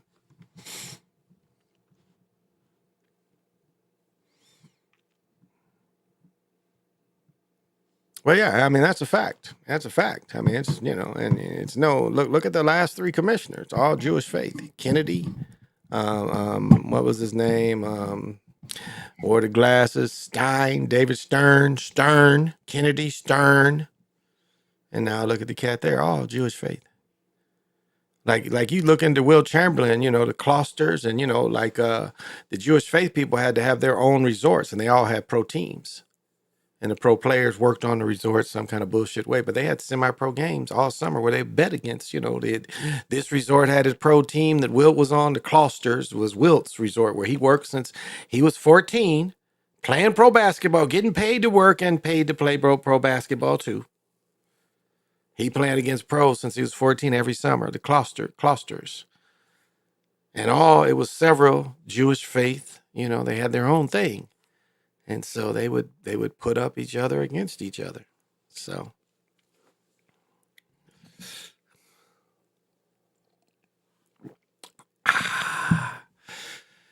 yeah, that's, So they've always controlled it. They've always controlled it. So it's nothing we can do about it. It's their game. And, the closest that they got to uncontrolling it was the ABA and the CBA. And they had Isaiah Thomas, destroy the CBA because they wanted the G League. But the CBA was older than the NBA. But, financial times get rough, and they think Isaiah Thomas comes in to sell it. He came in to bankrupt it and destroy it. But he did a deal that was supposedly like $10 million. And $10 million, he got to buy all the teams. And so for $10 million, instead of him enriching all the teams, he tried to turn the teams into going into the G League.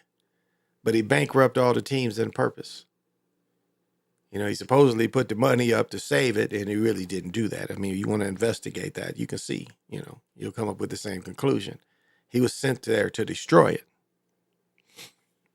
And that's exactly what he did. He destroyed the CBA. Where a lot of people got their starts. Definitely George McGinnis, or George Gervin. Continental League, he got his start. And sadly, the Continental League, banned Connie Hawkins. Yeah, banned Connie Hawkins. No doubt. Damn, I don't know who this is. This is singer Cat Janice, dead at 31 after a battle with cancer.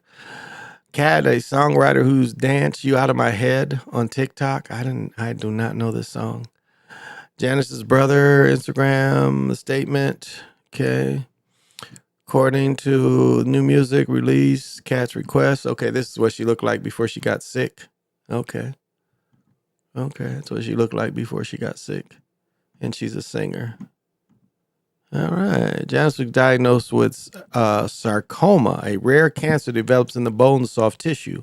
I've noticed a lump in her neck, as she explained. She underwent surgery, chemo, before being declared cancer-free.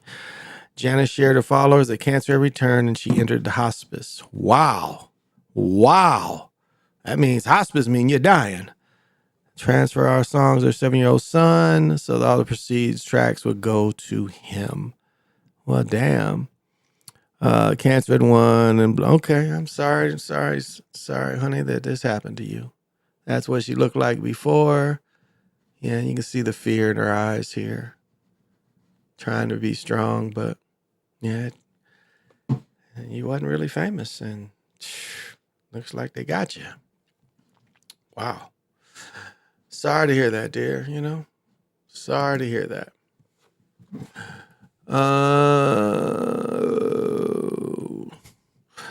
Won't you please let me back in your heart? Oh, darling, I was blind to let you go, baby. Now since I seen you in his arms, boom, boom, boom, boom, boom, boom, boom, boom, boom, boom, boom, boom, boom, boom, boom, boom. All I need, a boom, boom, boom, boom. All I will. Crunchworthy Councilman Mays was always snapping and getting loud with people. Yeah, he was. Lakers look like they about, hey, PJ Allen, what's happening? I wished you a happy birthday. Well, I'm about to make a push. 5 straight threes. Yeah, I saw that. I saw him hit the 5. I watched the game. But happy birthday, bruh. We all wished you a happy birthday earlier when I first came on, but happy birthday again. I know you're celebrating. So we always good to see you. And I think I told about this. Jordan's shoes got 8 million. 8 million for his shoes at his championship games. So how are they as much as some art? You know? How are they as much as some art? I don't get that. But I guess the shoes can be looked at art too.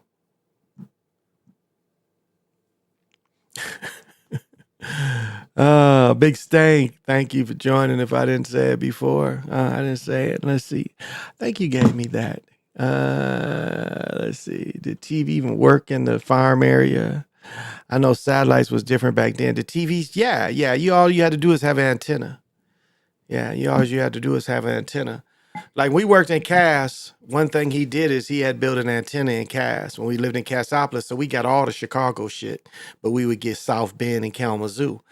And then when we moved to Kalamazoo and we got our house that I graduated out of, my stepdad put up another antenna, TV antenna, because there's, the old digital, they all the old, not digital, the other kind, whatever they call it, analog TV. And we still was able to get South Bend. We was able to get South Bend, and they tended to play more show like we lived in Kalamazoo. They want to show the Lions, but in South Bend they would show the Bears. They would show the Bears. So he put that big antenna up, and he was the one that really got me into wanting to have 2 TVs all the time. Like when I would have a laptop, I had a laptop going, I have a tablet, and I'd be watching my phone and had a TV on. I have all that shit, watching multiple shit, and I got that from my stepdad. But that's what you had to have back then, is you had to have the antennas or rabbit ears, rabbit ears. And then, cable came in fairly early. Because to get Detroit, the first really big cable channels was WGN out of Chicago and TV 50, which I can't remember what TV 50 is out of Detroit. I was saying before, I would miss the bus and go on my aunt so I could watch Speed Racer, because everybody's talking about Speed Racer. I ain't got cable, so I don't know what the fuck they talking about. So I went to my aunt's one day and I watched Speed Racer. So, I was like, it's like, why do you keep missing the bus? I'm like, oh, I'm sorry. I was stuck in the bathroom. I had the runs every day. I'm over watching Speed Racer until we finally got it. And that's all it was. It gave you, the Chicago's WGN, and it gave you Detroit Channel 50. And then HBO came in. When did HBO come in, actually, where people was having it? 10th grade, maybe? So 75, 76, I think people was starting to have HBO. So, yeah. So, even if you still had to basically your analog channels if you didn't have cable. Or if they cut your cable off, you could still, it was a point until Obama, Obama changed it where you didn't, they switched all digital. And, now it's cheaper. You just get a fucking YouTube TV. You don't even need cable system. Get a Fire Stick. You can see whatever the fuck you want to see. It's an ugly chick there, boy. Damn, this is kind of masculine. I hate to say it, but this is a masculine looking woman. Wow, look at them jawlines. Woo. Whoa. Man, some strong jawlines. Strong shoulders. I don't know, y'all. I think it's a Jessica Alba. I think it's a Jessica Alba. What I'm looking for, I'm not seeing. I am not seeing what I was looking for. Ah, here we go. Still not seeing. They show these motherfuckers. Ooh, I like these. These are tough. One of a kind Timbs. One of Flames Timberlands. Oh, wow, that is tough. Can you do a favorite, approve it for well, or gifted Thunder player? Extremely rare piece to show their appreciation. The Toronto-born athlete sported the 8-inch Flame boots. Were designed over the course of 5 days. The brand senior engineering. So he's walking out of his Tesla truck. Shed Timber exclusive prototype lab and maker. So you can't get these, but he can get them. But they look sharp. I'm sure you can find somebody that can make something like this. I don't like their sole. Doc Martin and Red Wing have better soles. Better soles. I got sold, and I'm super bad. I am super bad, y'all. Because I got sold. I wasn't going to plan on staying up too late tonight. You know. But I got a little bit to say. You know, I've showed a little bit of debauchery. Oh, they're going to show some swimsuits. Let's see if they'll show swimsuits. Okay, here we go. What y'all think? What do y'all think? What do you guys think? Yeah, Marian Anderson. What do y'all think, y'all? Do y'all like this? I like big booties, so I don't mind her. I think she's sexy enough. Oh, there she go again. Oh, that's all they gave us. They only gave us 2 of her. So I don't mind her. Y'all mind her? Women look all different ways, shapes, and sizes. For years, they just want to tell you one size. No, that's not the world. The world, women are all sizes.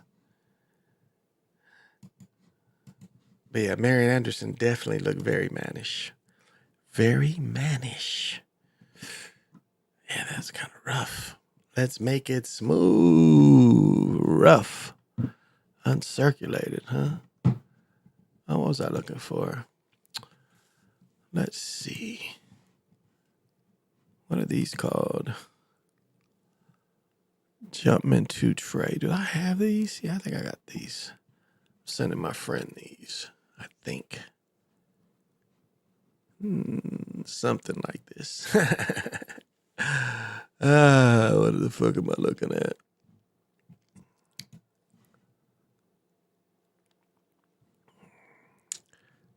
Oh, come on. Oh, yeah, I just want to see that shit. I want to see this other shit. Why are you giving me this other shit?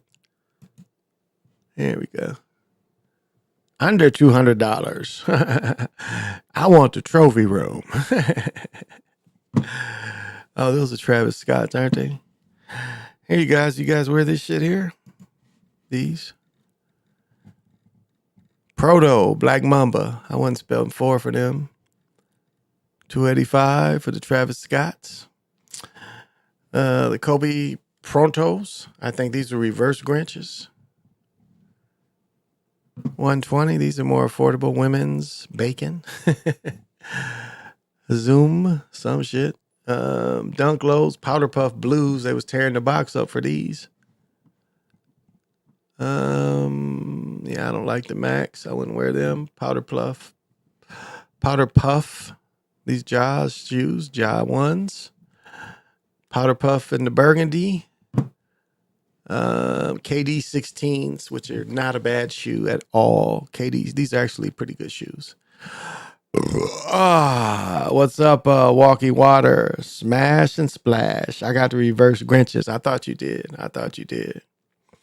Thought you did, PJ. These are Flight 89s, pass, kids, women's, Air Force Ones, black something, KD3s, Zoom Freak 4s. These LeBrons, LeBron 7s, woven premiums, Air Force Ones. These are Jaws, another pair of Jaws. These are women's Nike Air Force One olive green. I'd like to be, I just want to, I want the job to just name the shoes. Just let me name them and shit. That's all I want to do at Nike. What do you do? I name the shoes. University blue,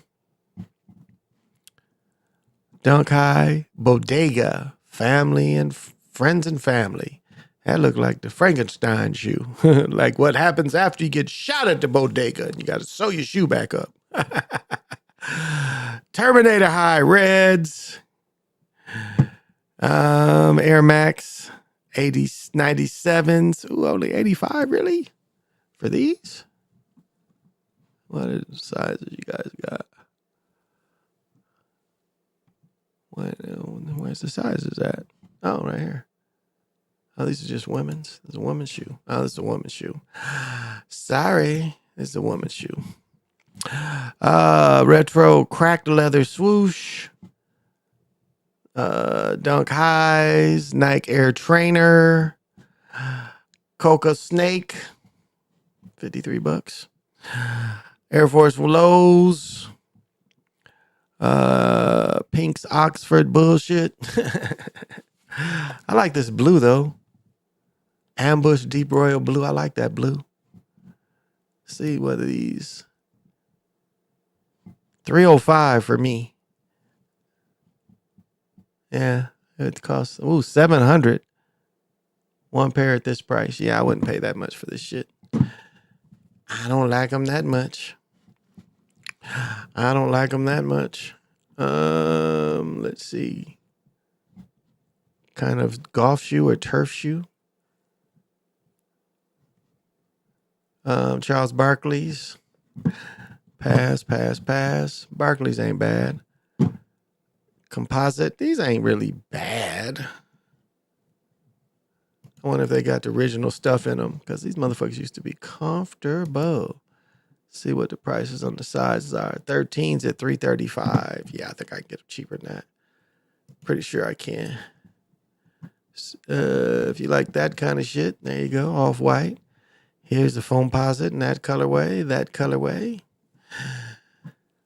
$139 for these. Really? These went back down? You got the white ones? Fuck these pink ones. Where's the white ones? Where are the white ones? No white ones? No. Excluded the white. What about these? So the only ones that's 130 is this shit? Oh, okay. Let's see. What do they say? Okay. I wouldn't buy that colorway. I'd buy the white ones. Yeah, I'd get these. And I hate I didn't buy these at 150. I could have got these at 150. I'm kind of mad at myself I didn't. Oh, I can still get them? Oh, 243. See, I could have got these at 150. These are 200 in the stores. 210 maybe. Yeah, so. Yeah, sometime you win, sometime you lose. Sometime you win, sometime you lose. Some told me to buy them, and I just like, yeah, I didn't buy them. They had boxes of them. They had been there for a minute. Here's a pair of Kobe's. Count Court Purple. That's nice. I'm just a shopping motherfucker. That's why I'm looking at this shit. Kind of like these. These are KD3s. Like these. Oh, these are Vapor Max. They got any colors? What colors of Vapor Max you got? You got the Carolina Blues here. You got the white ones? Ooh, LeBron 3s. They do not have the white Vapor Max. What are these? Vapor Plus, excuse me. That's not bad. 189. That is not bad. 189 for those. Is not bad. See, now I'm just fucking around tonight. I ain't have a lot of deep shit to lay on y'all. Those pink shoes definitely turn a lot of heads. Yeah, indeed they would. Yeah, I'm just fucking around. Got a whole lot to say or prophesize about. Just doing the kind of shit I do. That's all. Fucking around. But yeah, I was like, the weather's been really nice, and then today it got, well, last night it got cold as fuck. It was cold as fuck today. But it was funny sitting in my car waiting for my son in his interview. It was like, it had to been like 10 or 15, maybe 15 most of the day. And I mean, but it was sunny. The sun was out, and like long as the sun was out, it was really like, I sat in my car, I turned the car off.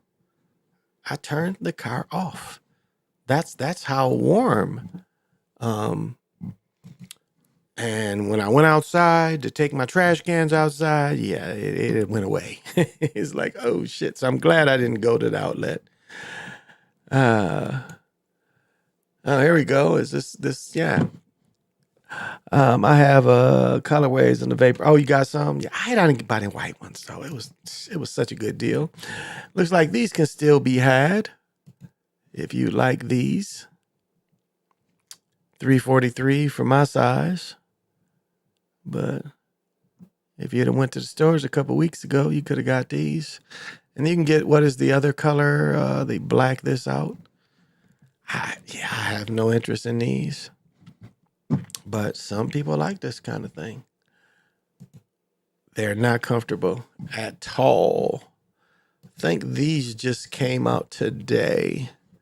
These aren't bad. I can see an outfit with these. Okay, no big sizes. Yeah, no big sizes. But that's, I don't mind that. I can kind of dig that. My brother-in-law had these. He has these. And my size would be about 3. Okay, that's not bad.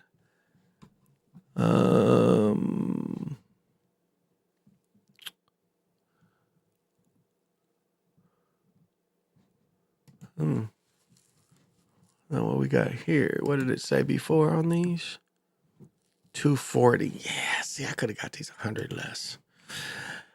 And then are the Yeezys. Here are the Yeezys. Here's the Yeezys. And my size would be 355 for these motherfuckers. And I wouldn't buy these. I'm not against them, but that shit is ugly. Like, these are ugly. Like, look at this shit. It looked like that's ugly to me. I remember the young boys was wearing knockoffs. Now, this isn't bad. I like this styling a little better. Is the prices? My price would be $285. I would never pay that for this bullshit. Where we at? Of course, this was the old one. I wonder how comfortable these are. But yeah, I wouldn't be into these. But each its own. Wouldn't really be into the New Balance. Even though to walk around, these probably ain't bad to walk around in. And I've told my story before about the only New Balance I wore was the James Worthies. And that would have been like 85, 86 season. James Worthy wore the New Balance. I'm pretty sure that's what they were. And they had the cushion that molded to your foot. Really cool shoe. Everybody might call the police if you wear them. Motherfucker might want to rob you for your shoes and shit. You know how it go.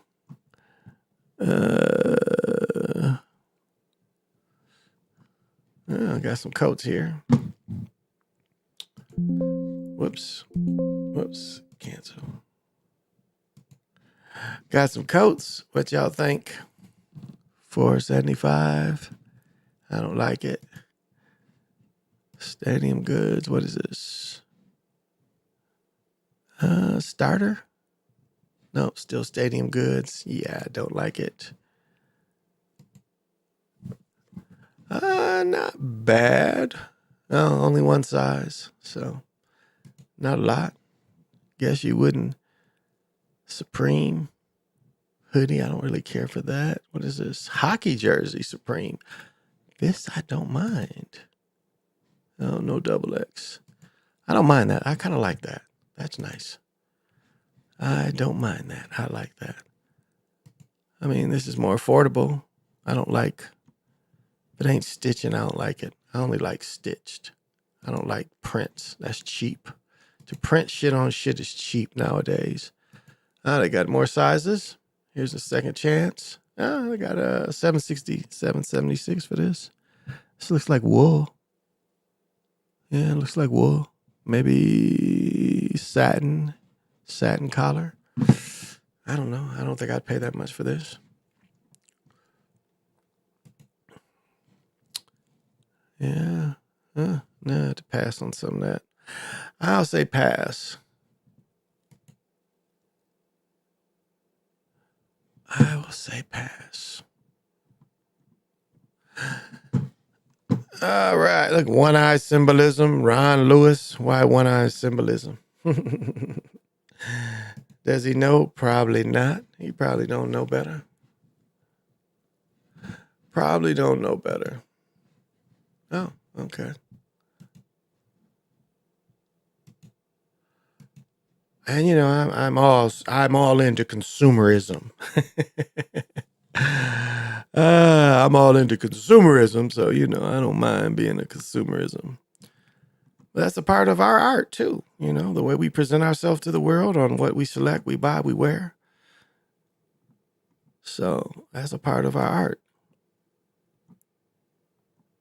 And you know who sets the art, the way we talk, the slang we use, the voices we use, that all comes from melanated folks. That's all our stuff. The music. I mean, it's funny, you know, the music gets created and then all of a sudden, you know, other people want to cash on to it. Other people want to get into it and control it. So there's a certain narrative, you know. And again, you know, and think about it. At the height of when the CIA was going to war against the melanated people, which was still, you know, Nixon's war on drugs, even though it was in the 80s. You know, the New York people started getting together and was saying, self-destruction, you're headed for self-destruction. And what did that turn into? And you can say what you want about West Coast rap, but it was it was polluted. You know, it was polluted art. It was art that took us backwards. You know, this music had really evolved, and it evolved positive for us.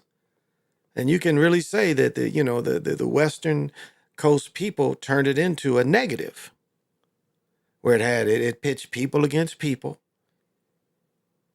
And you know, you had some early songs, "Fuck the Police," what was Eazy-E's, you know, what was it, "Fuck the Police" by Ice-T. And there was another "Fuck the Police" by Eazy-E and them. They had one too. So, you know, and then "Bitches and Hoes" all of a sudden. And that's what everybody wanted. But see, you know, you can go back to, I think it was 95. You can see that them, like I said, about Milli Vanilli dude, you know, the dude that I showed him die and was one of the main people that pushed the fake of Milli Vanilli. You know, a year before, he's saying that the next hot thing was a group that he pushed. You know, you had the time of where even Martha Washington, you know, that song, Everybody, that was Martha Washington singing. And she didn't, I guess she got credit, but the video wasn't her. The video definitely wasn't her. You know that song, Everybody. She's with Marky Mark. It's such a good vibration. It's such a sweet sensation. Well, she sang that everybody, everybody, everybody. And then you look at the old video, it was some African chick that couldn't even speak English. They interviewed her after she sang and she's speaking French. Like, now, wait a minute, you can sing English. Like the one girl, if y'all remember this song, 99 Red Balloons. Do y'all remember that song? 99 Red. The German chick, they had a chick sing it in English. They had the German chick singing the English version. And the German chick who sang the German version didn't speak English. But they had two versions to that song, 99 Red Balloons. Nick Taylor, excuse me. 99 Red Balloons. It was a version where Americans sang it. Wasn't the Germans singing it because she couldn't speak English. Yeah, they fat shamed her, absolutely. I don't know if you can really blame auto-tune because let's say when, auto-tune was invented by Herbie Hancock. So Herbie Hancock invented auto-tune, Watermelon Man. I don't think he uses it, but I think it's either Watermelon Man album or the next album. He invents auto-tune. And people wasn't saying shit when Roger Troutman was using that shit. I want to be your man. More bounce to the ounce. Remember that? People wasn't saying shit about it then. So that's how long it's been around. That's why they trying to, get on, what's his name? Buy you a drink dude and saying that he ruined music. I mean, he brought it back, but it was already around. More bounce. That's an 80s song. More bounce to the ounce with Roger. That was Roger's, D.Y. Diggity. His other next hit, D.Y. Diggity, all auto-tune. And again, it was, I think, invented by Herbie Hancock or made popular. Herbie Hancock was I think he invented it, though. Now, of course, there's other versions. Drake says he invented a version or got a patent for a version. So, I mean, it makes a bad singer sound good, but so does filters. So, you don't need auto-tune. You can just filter your music out. I mean, what is? I can hold on to this and sound a certain kind of way. I don't know what that does. Am I on? Yeah, I guess I would be. Yeah, I'm on. I think when I do this, I sound a certain kind of way. So, yeah, I hold this and I sound a certain kind of way, So, it's the same kind of thing. I don't know if it ruined it. But yeah, she got fat shamed. Martha Washington got fat shamed and she could blow. She could blow that song. Oh man, we used to rock that shit. That's why I it was interesting that Marky Mark didn't want to be Marky Mark, but that song is what put him on. So that shit, Good Vibrations, and that whole CD. So what you saying? So what you saying? Oh, that shit, that whole CD with Marky Mark was a good video. I mean, that was a good. I had it on a cassette. It was actually a pretty good cassette. I thought. Build a new track to help. Oh, here we go, you guys. The Mega Millions jackpot hit 607 million. I don't need that much.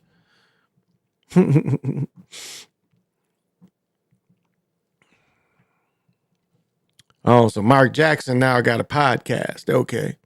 He got a podcast with his son. Fridays used autotune really good. That you have listened to the Soasters. Soasters? I think, is that what you're saying? The Soasters, right? Soastries. That Friday uses autotune was really good. Okay.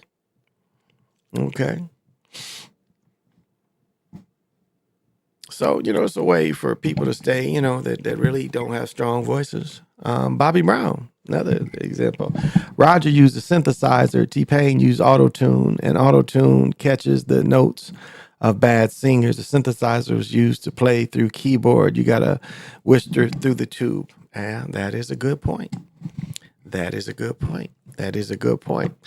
But the autotune has the filter in it too. And it does kind of, it does give you the same synthesizer effect far as keeping the bad notes. So yeah, it's kind of a continuation. Yeah, a continuation. Yeah, a continuation of the technology. but it's similar. It made a dude who wasn't a strong singer, you know, I even like, what did he sing through in Planet Rock? You know, Bambaataa sang through something in Planet Rock, I think, because he wasn't that great a rapper. I think he sang through that in Planet Rock. But yeah, used auto-tune. Brian Eno used the auto-tune in the 80s. Yeah, it's technology that's been around. But it's been, you know, it's better and better. Nobody can say it hasn't been we're not gonna show this. I was trying to talk about this the other night, and I wonder if I can show a little bit of it. No, they don't. Talking about it doesn't really help. Sorry about that. Thought I had a little story to show. You talk about something, but you didn't really bring it in. Let me tell you a little story. Yes, how I got to be so fresh. I was sitting upstairs, I was sitting upstairs listening to the radio. Oh, this is what I'm getting tomorrow. Where's that motherfucker at? Yes, this is what they're bringing me tomorrow. 65-inch Neo QLED. Neo QLED. They coming to put that motherfucker up on my wall. Neo QLED, niggas. I'm about to have this motherfucker 65-inch in that bitch. We about to get this bitch tomorrow. I'm gonna be a TV watching bitch. Just talking shit. What's happening? My big bruh showed me the tube. He was like, you gotta whisper through it. Yeah. Oh yeah. Yeah, I mean, if you really even looked at when Herbie Hancock made that album was his, he was even cruder than that. Because remember, Roger would kind of have to hold it in his teeth a little bit. And yeah, kind of talk through it like that. Because remember, he did it on Soul Train. Remember that? He had it on Soul Train. And he was letting them use it on Soul Train. If y'all remember that.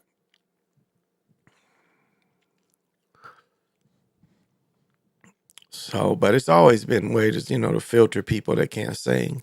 Bobby Brown's definitely an example of that. He didn't have a very strong voice. And so you hear him, and like Tupac, look at how they overdubbed Tupac. They like, he was overdubbed his voice. They gave him 1,000s of his voice.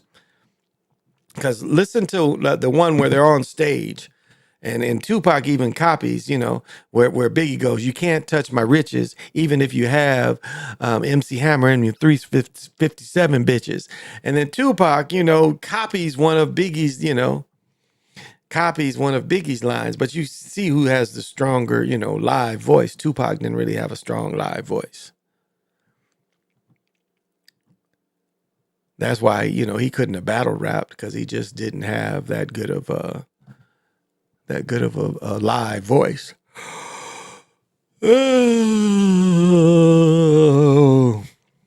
So now I gotta get me a surround sound. My wife doesn't want one, but she just don't understand. And then I'm gonna get a turntable. Start buying records again and listening, because it's such a high vibration to listening to, crystals with the vinyl is a higher vibration, a way to listen to music. Instead of listening through it to the computer, you miss some of it and you don't hear that crinkle when that diamond touches it and gives it to you. Yeah, Sam Cooke's gospel group, Soulsters, before famous, he was with their music to wake up to. And I'm going to tell you who was also with them was Johnny Taylor. Johnny Taylor was with the Soulsters too. Shake 'em up, shake 'em down, moving in, moving around, disco lady. Johnny Taylor. You look so good. How do you put it? You look so good. You look like you should be on TV on Soul Trains. When you get to moving, there ain't no stopping. I can't stop. I can't get over that finger popping. Shake it up, shake it down. Moving in, moving around. Disco lady. Oh, that was the shit when I was in 9th grade. when I was in ninth grade, I got recruited by FAMU. So that's the kind of shit they was jamming to down there when I was a freshman. Because I could hoop. I'd say Friday. Friday is his best thing I heard right now in the auto tune. Okay, Friday is the best. Okay. I don't know. There's a lot of good singers. I couldn't just say one. There's so many good singers. Anderson .Paak. I dig Anderson .Paak. I got a newer one with him and somebody else.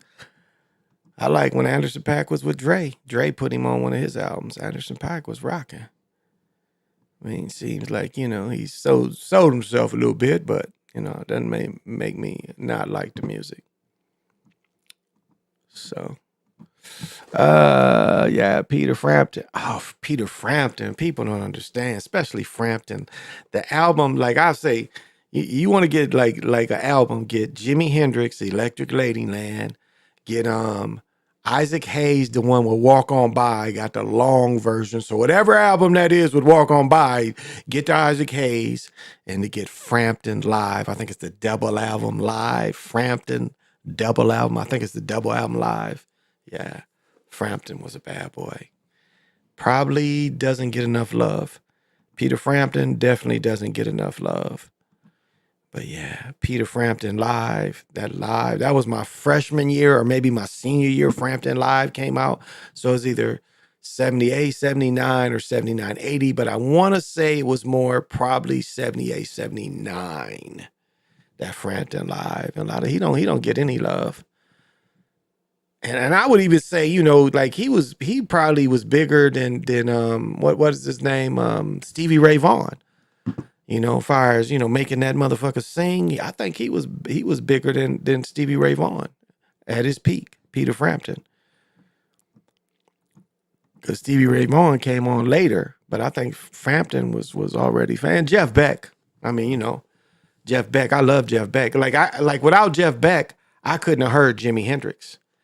Because my cousin Narda on his first song, Delightful. Your love is delightful. Look that up. Narda Walden, Delightful. Jeff Beck is on that motherfucker.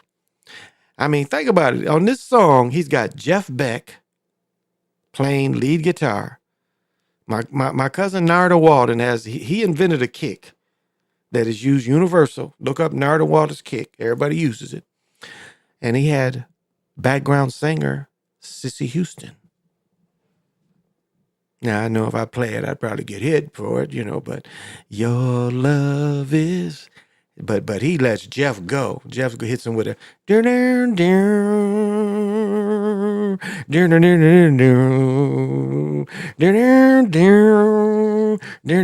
I mean, he stays right in rhythm.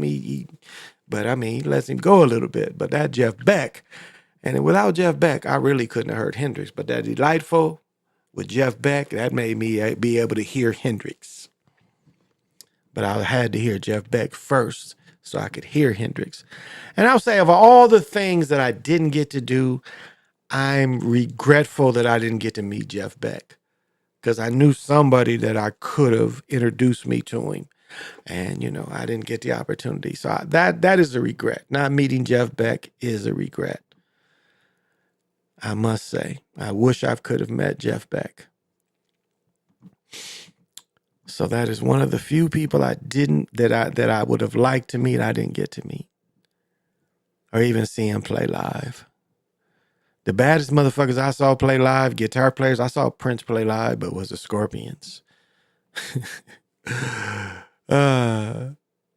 I mean, it must have been 60,000 people in that football stadium, and the Scorpions, these nothing but heavy guitar. Here I am, rock you like a hurricane.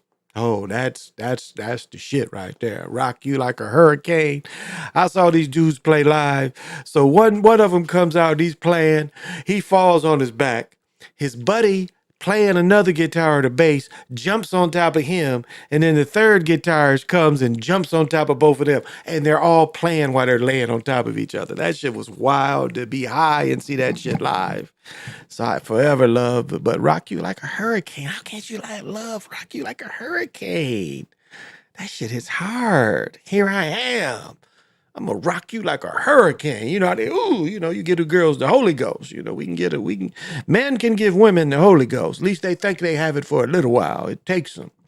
You know, when they say, take me to the next phase, well, men can take women definitely to the next phase. And if you're good, you can ride along with it. You can like, oh, I got it moving. People don't understand the gift that women can give you, you know. When you start going psycho, alpha, disco, beta, fire, aqua, doo-doo, and you start going like that, you're about to hit it. Change that vibration. And only a woman can help you with that. You can't do it by yourself. I'm so glad I've got my own. So glad that I can see. My life's a natural high. The man can't put no thing on me. Okay. Well, I'm at 2 hours. I think I'm about had it. I can go crash. I ain't been staying up terribly late this week. So let's see. Wow, Lakers came back and passed out at halftime, thinking I lost. Now they end up winning. Don Juan, thank you for joining. No, they end up winning. They end up winning the last. What did he hit? 5 in a row. LeBron hit 5 in a row. Yeah, LeBron was killing them, dunking on him and shit, throwing dimes. Ice Davis, Glass. I call him Glass Davis. Anthony Davis, Glass. He ain't got hurt yet. So, you ever hear of Buckethead's great guitarist? No, I haven't. I'm not hip to him. I have not. I have not. Pete Townsend, The Who. What is it? The ones, the Kinks. The Kinks. Do do do do do. Do do do do do. Girl, you really got me going. And I mean, you talking about a do do do do do. I mean, if that ain't rocking, the Kinks. You really got me. Girl, you really got me going. Got me going when I'm doing. And that do do do do do. I mean, that hits pretty hard. And some of Clapton's work, it hits pretty hard. So, like Jimi Hendrix 12 string. Like, it was a chick. No disrespect. I'm sorry. I don't want to say it's a chick if you're listening. But a young lady put out a thing and she was saying, tying Jimi Hendrix into, Bob Johnson. Did Jimi Hendrix have to sell his soul to do what he did in such a short period? But there's like just super talented people that are born. Like, again, think about what this man had to do. He never could. He couldn't read music, but yet he could get in these chitless circuits. He could play with the Isley Brothers. He could play any rhythm. All he had to do is hear it, and he could play what they wanted him to play. That's how good he was. And he played the guitar upside down, because when he was younger, he couldn't afford, a left-handed guitar. So he always played a right-handed guitar upside down. That's more genius, because that's double hard. Couldn't read music, could write songs, could play anything. And look at the amount of music this dude who couldn't read music, but could hear it in his head. And his third album is the best. Electric Ladyland is all him. Not to say the other two aren't good, but the Electric Ladyland, he plays almost all the instruments. He has Stevie Winwood come in, when he sings Voodoo Child. And the way he brings that keyboard in. I mean, so I think Jimi Hendrix music really frees your mind. The way that chemicals can calcify your third eye, I think Jimi Hendrix music can open your third eye. I don't find anything demonic, no matter what he did for the short period of success. And I think if he would have made some agreement, they wouldn't have murdered him the way they murdered him. Yeah, the way they murdered him. He was murdered, obviously. But his music opened my mind up, and I know it opened many minds up. I mean, Atlanta concert that he did where he truly was in front of 600,000 people. They were afraid to release that when it was done, because people watching this, it would release all these minds.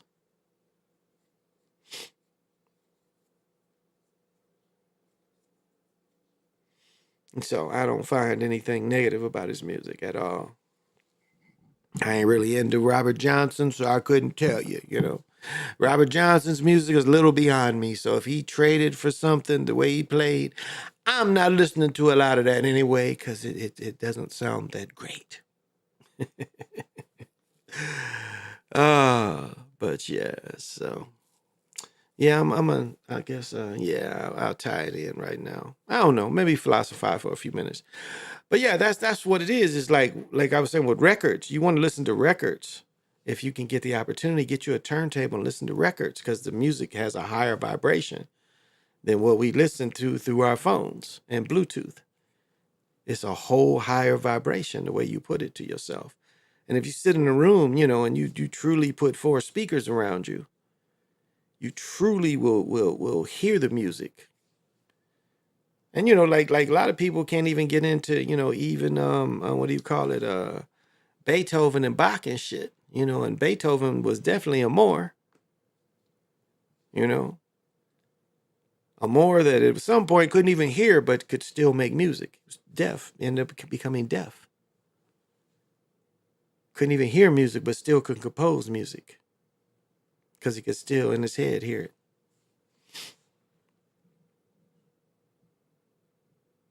And so, we're not used to that anymore. We used to just earbud music. And now the crispness, the crispness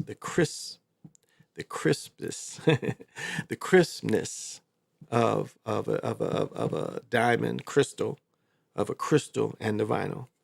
It's crisp. Big Pontiac collected vinyl records.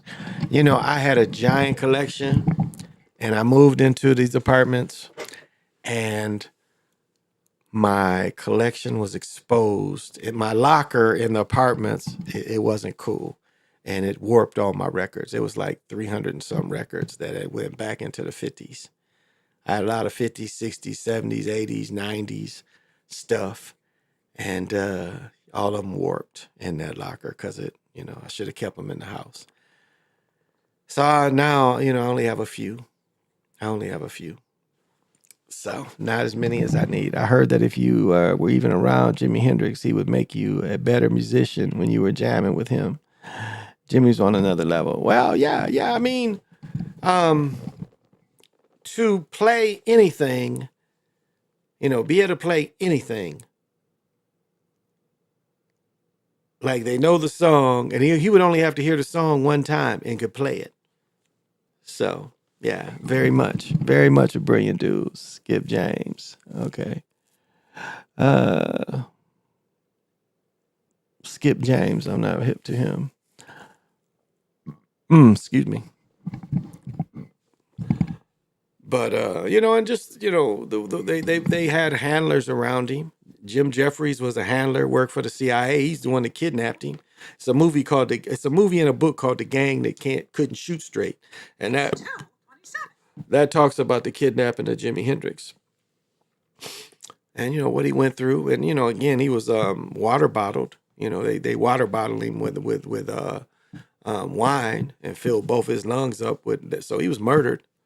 Again, it was 3 or 4 people that was going to make money off him while he was murdered until his sister, his stepsister, that Al did adopt. But I'll say this, her brother was cheated by a lot of people that conspired to cheat him. And she's cleaned all that up and made sure that, she did know Jimmy. She met him. She loved his father. And, she gets the benefit. Her and her children get the benefit forever for someone she met once or twice. Is that fair? I think it's fair to the point where she controls it. Jimmy's brother, he grew up with Leon. Him and he fell out. He had drug addiction, so they kind of had to cut him out. So he's kind of, he gets a little bit, but nowhere near what Janie Hendrix gets. And I think rightly so. She busted her ass, took these motherfuckers to court, showed where her brother was cheated, and she totally controls all the bootleg shit. She went after everybody. And she controls the music, his likeness. And I say she put in the work. She deserves it. As much as people want to get mad at her, I think she put in the work. So, and she did meet him, and to him, that was his sister. To her, that was her big brother. So does she have a right? I think so. I say, yeah, she has every right. Ooh, these can go in there. Put these little rocks in my big thing. Yes. Here's another one I can stick in there. I don't know. I'll keep this one out. I don't know. That's my favorite piece of pink granite. I don't think I'll stick this one in there.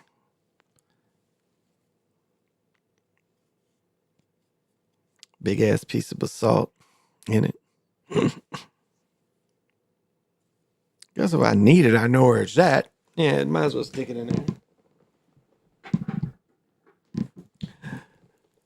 And, pink granite has very high vibrations, if you didn't know that.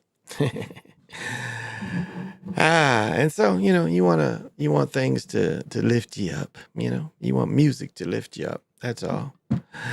What does he say? What does Lionel Richie say? He says, ladies, you're bringing me up when I'm down. And that's what they should do. They should bring you up when you're down.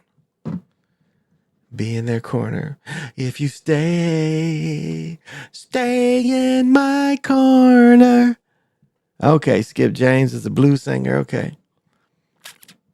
Yeah, that's my dad and my grandfather. They're the blues guys.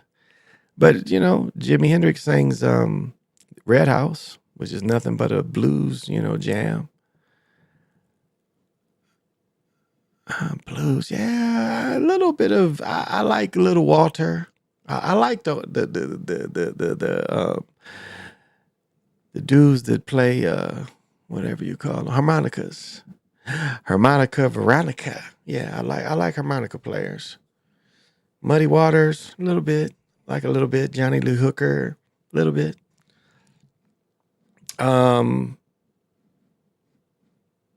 Like the Killing Floor, I like the Killing Floor. That's a blues song. I should have left you a long time ago. I should have left you on that killing flow. That's a blues song, Killing Flow. Jimi Hendrix did that one too. I should have left you a long time ago. I should have left you on that killing flow. Yeah. Did you watch when he played Jimmy? Yeah. Ed Woods played him too. Ed Wood got to use the music.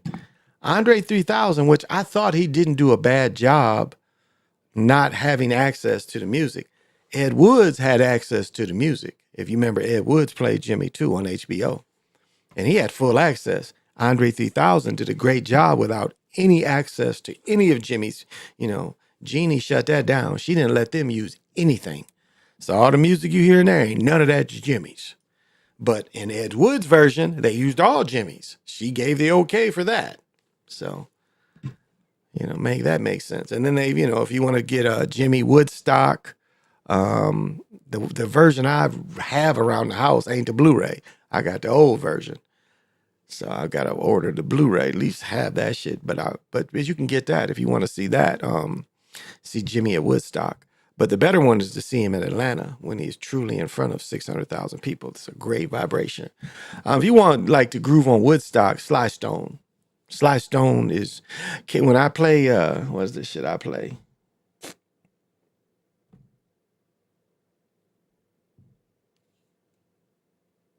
Where's the shit at?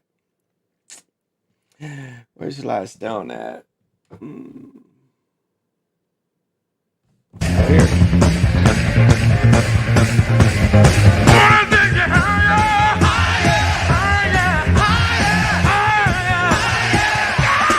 Yeah, that's 600. When you watch the original, you hearing 600,000 people going higher. And they knew if they let Jimmy in front of all those people, a lot of minds would have been freed. So by the time Jimmy goes on the next day, it's only 35,000 out of 600,000, which still is a lot of people, but it wasn't the mass. It wasn't the city. It was a major city. 600,000, overnight, it became one of the top cities in America overnight. And Atlanta did the same thing. Atlanta had 500,000 people too. But it would have been bigger if Jimmy would have played right after Sly Stone. That he should have played in front of 500,000 people. It became a city. And that's one of my things, is to go back in time and enjoy that. Because I had a friend that went there. They took a bus, so they didn't get all wet and shit because they had the bus there. And they were able to get close enough where when it rained, they just all went on the bus. So they didn't get all wet and shit. But that would be fun to go to Woodstock. To just be 500,000 of young motherfuckers, you dig? That's free. It's some people that got to come home from Vietnam and went to Woodstock. And then after Woodstock, they had to go back to Vietnam. Can you imagine how mind-blowing that had to be? That had to be mind-blowing. And you're seeing all this peace and love and all this high vibrational music. And then you go back to killing, Like I don't know if it's this channel or my old channel. I did a thing about the Vietnam vets, and it turns you into a psychopath. And that's why I say, America is the greatest. America is the greatest teachers of imbecile and creators of imbecile psychopaths. This is what we see in our armed forces. At every level, you got to be pretty much a psychopath, to be in the armed forces and kill. Or participate leading up to the killing. It's a lot of different jobs. Like I said, I used to work with a motherfucker, and he said he had to get counseling because he pressed a button and he knew it killed thousands of people. Which I thought, like, nigga, you don't know that. You don't know who the fuck you killed. You blew some shit up, okay? So, type in Hard Times Killing Floor Blues with Skip James.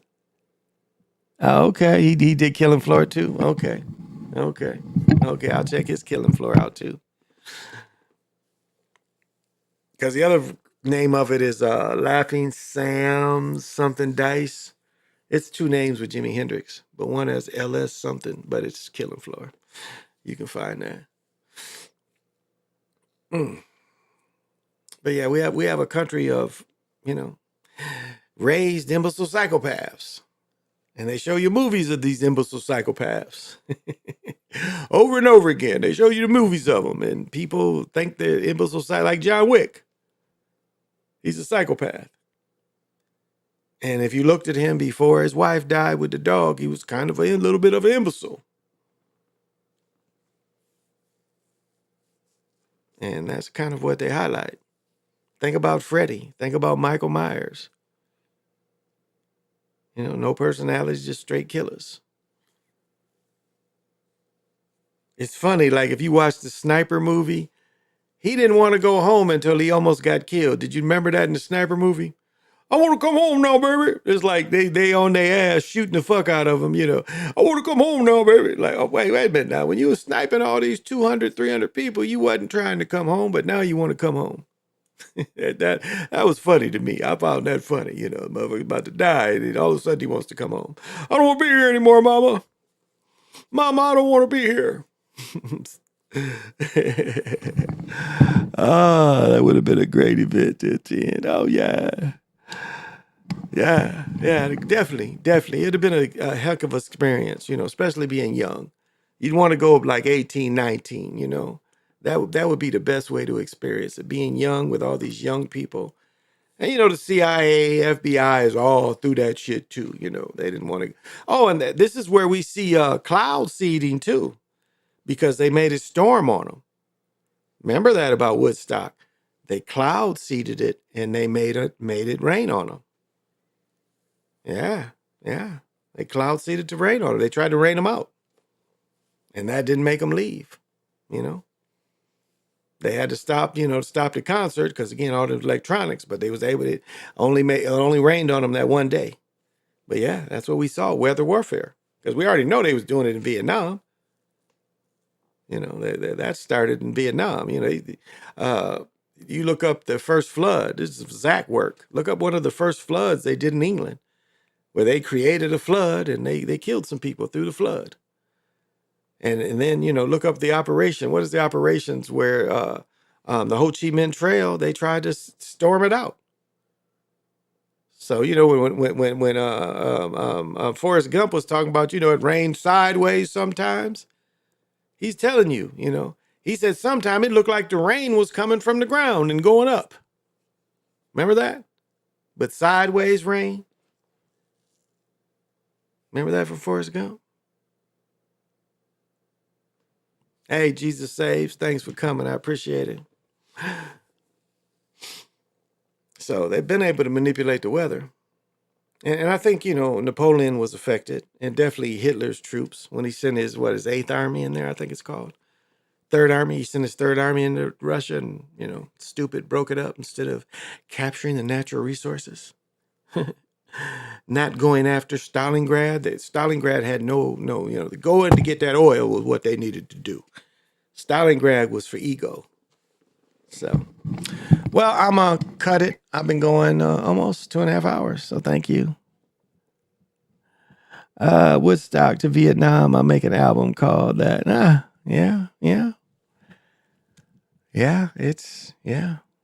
That would be, because there was some people that did that. On the, what's his name? Played with Jimi Hendrix. If you look at Jimi Hendrix on stage, it's a dude that's wearing like a veil. And that dude was 3 weeks before that was in Vietnam. Jimi Hendrix, the other guitar player. Damn, why don't I know his name? And it's not Billy Cox. It's the other guy. Because I caught him playing in some... I was really surprised he was still playing.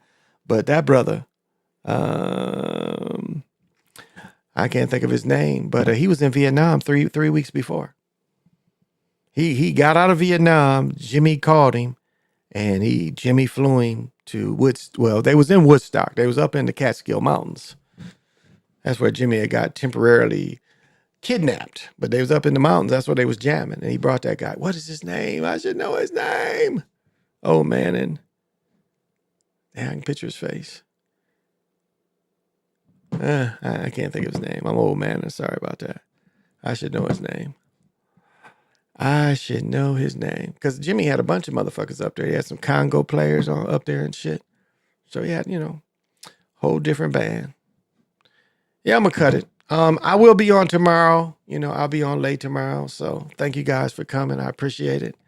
I do got a couple things to do in the morning. So I'm going to cut it now.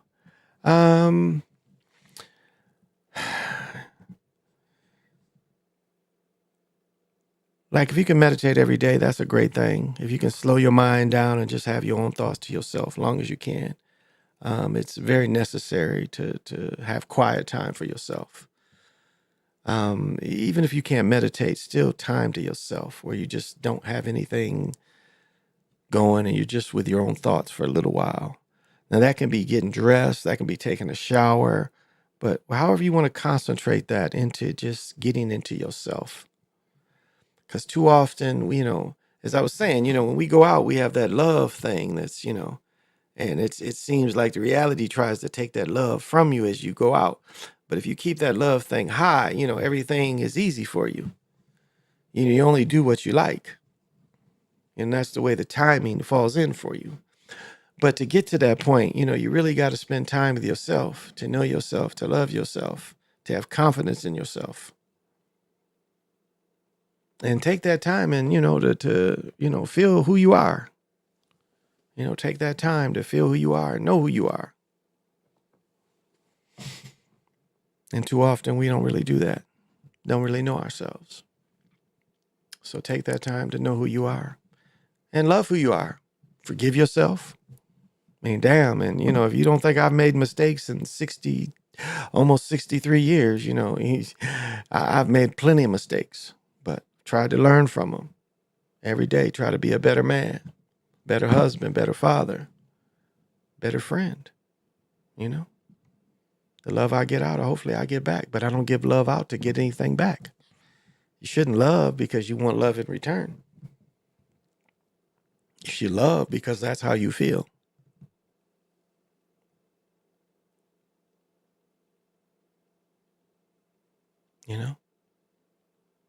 You should love because that's what you have inside of you, is to love.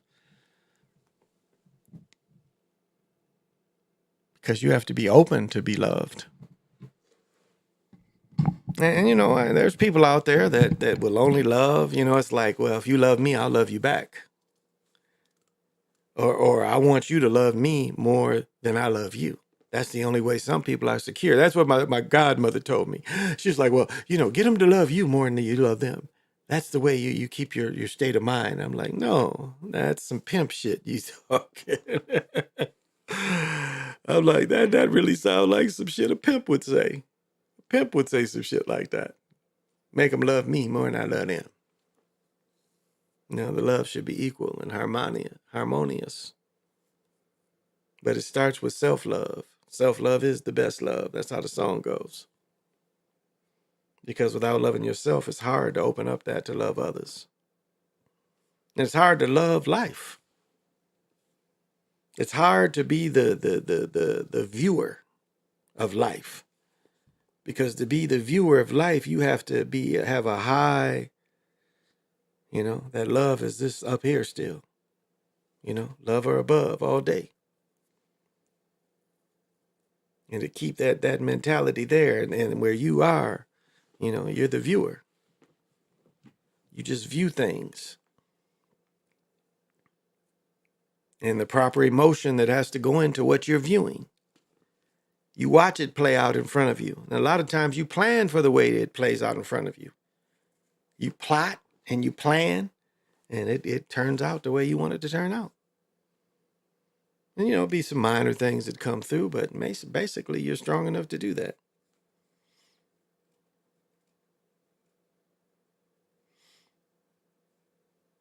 And so, you know, use what's available to you. Use your magic. Because we're magical beings. And they ain't got nothing to do with good or bad. It's just naturally magical. We each have magical abilities. That's why we're all different, because we have each different abilities. We bring something different to humanity. And if just being a good person is what you brought to humanity, that's what it is.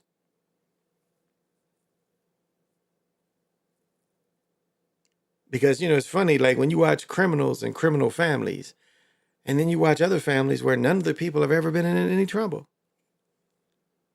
And it's hard for people that have always been in and out of trouble to imagine a family of nobody ever got in any trouble. It's kind of hard to imagine that. But there's more people that never got in any trouble than people that got in trouble. And it's funny now watching, you know, YouTube and all the sudden of prison popularity, you know, ex-prisoners being popular. It's just funny. It's just funny because it's like, you know, more people haven't been to prison than have been to prison. But all of a sudden there's this popularity of prison stories. Oh, these prison stories are really interesting. When did that happen? You know? It's like listening to gang members and you ain't a gang member. It's like, why do you want to listen to that shit? It makes no sense. The young brothers will kill other young brothers before they kill a European. That makes no sense. But when historically the enemy is the European. But they've switched it to make you think the enemy is somebody who lives around the corner. And again, I'm not personal violence against anybody. Please, I'm not saying that. But I'm saying there's common sense and you wanted the enemy ain't the person that lived over there that made a beat you out of some dope or took your woman. If you look at socioeconomically why you're at where you're at, then you see the real villain. And it ain't the person that's around the corner from you. Something else. But yet there's no violence against that. So, all right. This has been the Chocolate Mountain Show. I've been your host, Big Pontiac. Look for me again between 12 and 1.